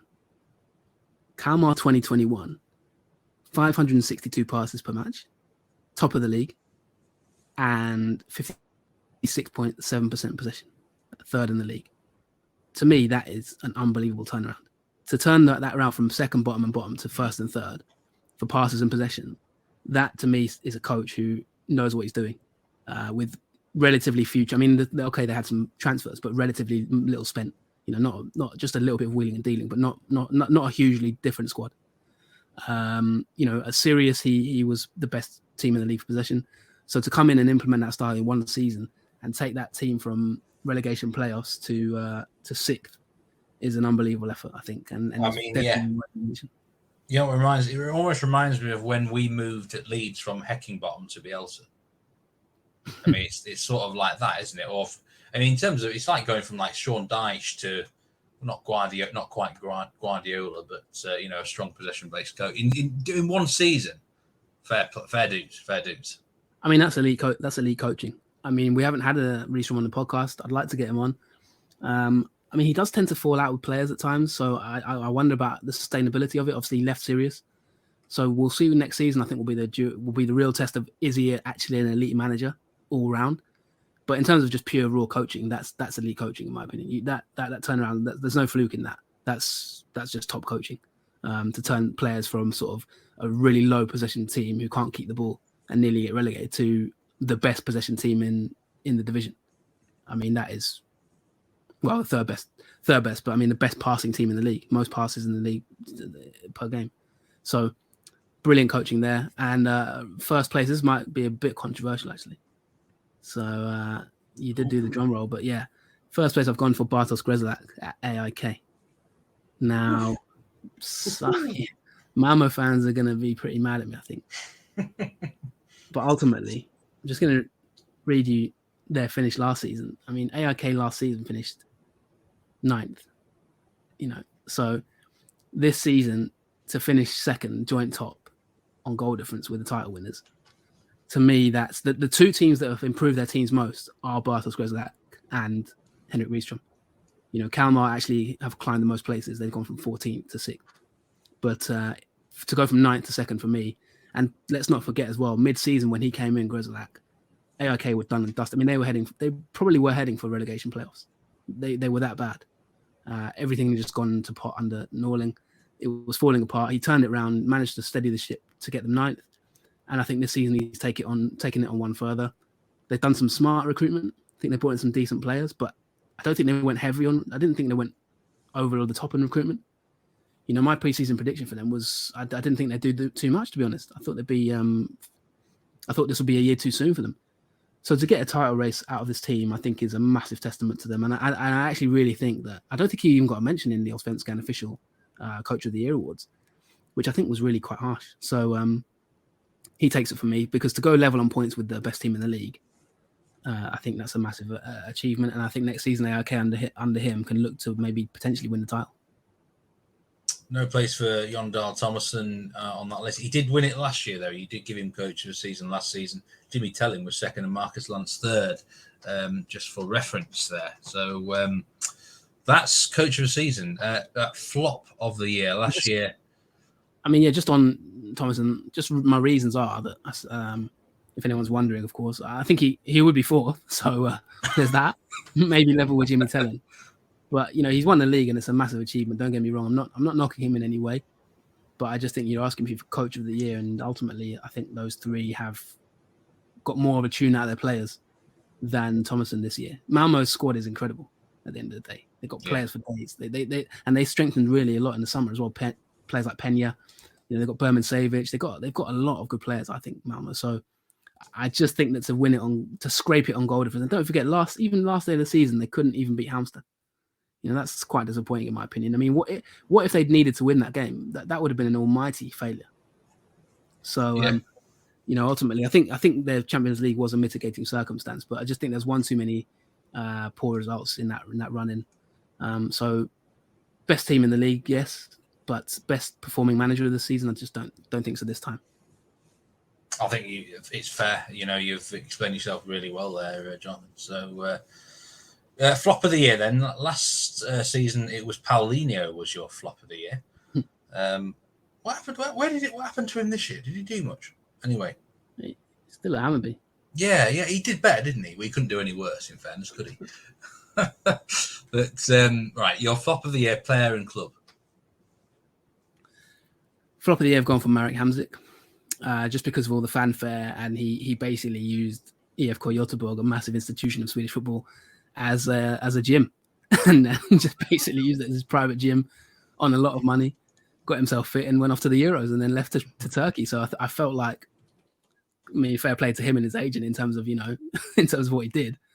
But I felt like he, in a way, probably used it, a little bit. I think they got used. And it brought me back to some comments from other clubs, actually. I think it was, I can't remember which sporting director it was. I think it might have been Hammarby's sporting director, said that when Hamsik became available and made it known he would consider Sweden, he said that they didn't go for him because they felt like he was just going to be there for like a part-time thing and then move off. And ultimately those words came back true because, I don't think he had ever any intention of staying. And he kind of tried to say, oh, well, we'll see. But honestly, I don't think he had any intention of staying at IFK. Didn't do too much. They didn't have a great season. And although he did score one incredible goal, and in terms of football, he's still a top player, but I just felt like there was so much fanfare about it. We were getting emails from people internationally asking us about him. Just all the fanfare around it ultimately wasn't really justified, was it? It was gone by the summer. He scored that one really good goal, but that was about it, wasn't it? Basically, yeah. He scored an absolute wonder goal. He is a very good player, but they lost quite a few of the games he played in. Yeah. And so that's he was in my 10 to watch just as a bonus sort of 10 to watch. He was my 11th man in that 10 to watch. But it's not a slight on him, but it's just the circumstances around it, the signing, the age of him. I don't think it really worked out. And by the way, Paulinho somehow did do worse this year statistically. He went from 3 goals to 1 goal. So the less said about his spell at Hammarby, the better. But club flop of the year, and you're not going with an Allsvenskan team here. Well, I mean, there's quite a few I could go for. I mean, Östersund's had a transfer ban. They were always going to struggle, and I just think it was too much for them, so I'm not going to name them. Örebro I could easily have named, and I think we haven't really talked about them enough this season. So it is actually a bit of a failure for them to go down, and especially with that points gap. I mean, 14 points behind Halmstad. It's a lot, yeah. It's disgraceful, to be honest. Four wins out of 30. To be honest, they probably should be there. They probably are my flop of the year, actually. But I'm just going for Geist because I feel like, to me, it's a big shock in terms of Gothenburg. And I think having a big team like that, as I mentioned on the last show, they won a title in the 50s. For them to go out of the Superettan down to third tier is just really, really poor. And I think there's already been a lot of ripple effects from that. A couple of club directors have stepped down. There's going to be a lot of big issues at Geist. Their budget's going to go down. That's a real blow for them. And I just think that I don't like seeing these big historic clubs really, really falling down the leagues. And to me, that just felt like the big shock to lose to Dalkurd, such a much smaller club. To me, that was the biggest surprise of the season in terms of a big club just doing really, really badly. But I would say Örebro and Geist tied. Well, right, John, you got 5 more minutes to wrap things up. We got 5 more minutes to wrap things up for the year in the Nordic Football Podcast. So if you've got anything that you really need to get off your chest, then now is the time. To be honest, I don't. I'm done. Maybe. That's all I've got to say. We're done. Stick a fork in us.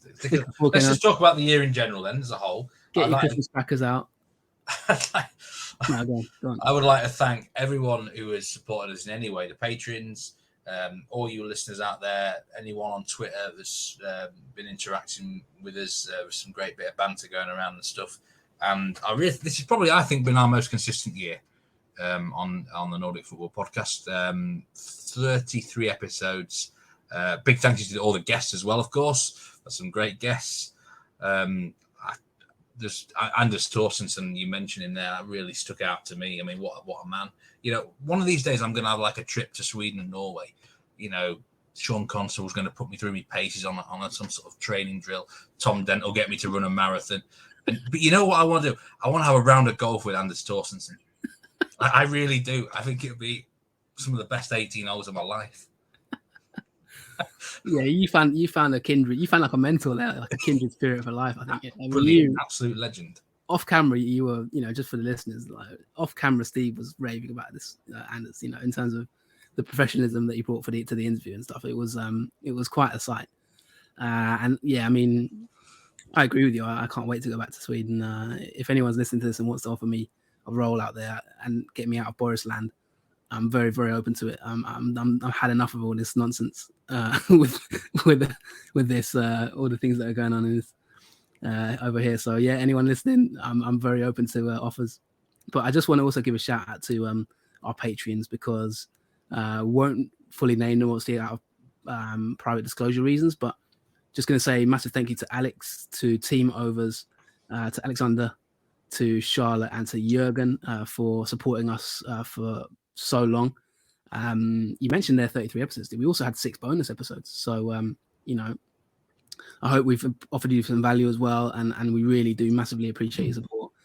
We did mention on Twitter recently, we are going to look next season to maybe potentially get some people involved to help us with edits from the podcast, maybe cutting up graphics, things like that, just to maybe even improve the product. So just for any patrons who are listening or anyone who maybe wants to, support us on Patreon, patreon.com/Nordic Football Podcast, we do reinvest basically the what you put into it. If you're buying us beers or whatever, if you're contributing to it, we do aim to reinvest and put that back into the show to make it better for you. So just as a disclosure on that's the reason that we're looking to maybe bring someone in and maybe see if we can improve the pod even further, because we are always trying to improve, aren't we, Steve? We are looking for marginal gains, just a bit like your friend Anders.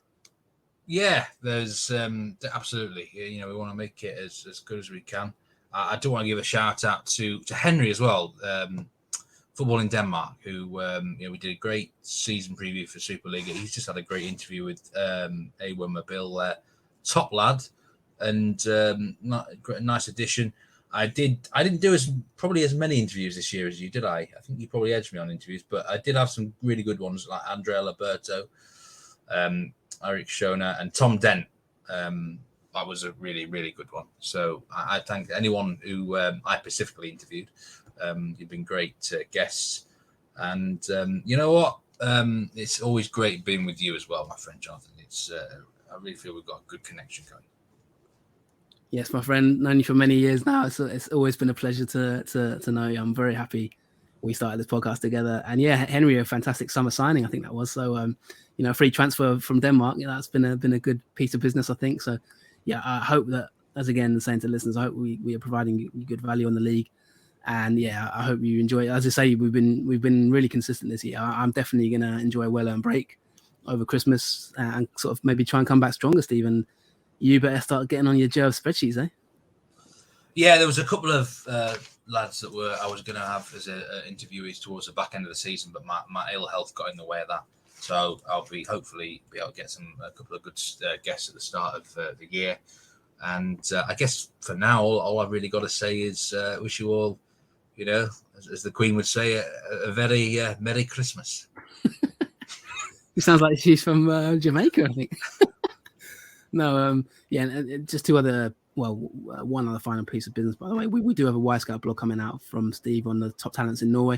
So keep an eye out for that. If you haven't read the Patrick Wolamark review as well, massive thank you to Y Scout for the support over the season. And that we've had a good run of blogs as well. So if you go on their actual site, it's the Huddle site. You can go back and look at our blogs. We've had a lot of reports on players, teams, tactical systems, all that kind of thing. So if you do want to have a read over Christmas, then feel free. And I think in terms of when we'll be back, we are going to take a bit of a break now and sort of have a bit of downtime for the Christmas period and probably January. But I think we'll probably look to come back. I mean, there's going to be cup games coming up, aren't there, and that kind of thing early. And there's pre-season camps, I think, start in January. So we'll have a little break. We'll probably be back, I'd say, earliest mid-Jan. So if you don't hear anything before then, we might surprise you with one or two.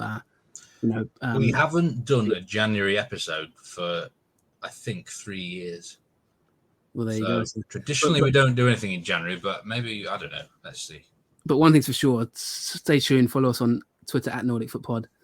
Don't unsubscribe, or please don't, unfollow the podcast or whatever like that. Just keep it tuned because we will be back, but we're going to have a break, a rest. If you have enjoyed the show this year, then please go and leave a review, on iTunes, or give us a rating, preferably 5 stars. But all that kind of thing helps with algorithms and metrics and stuff.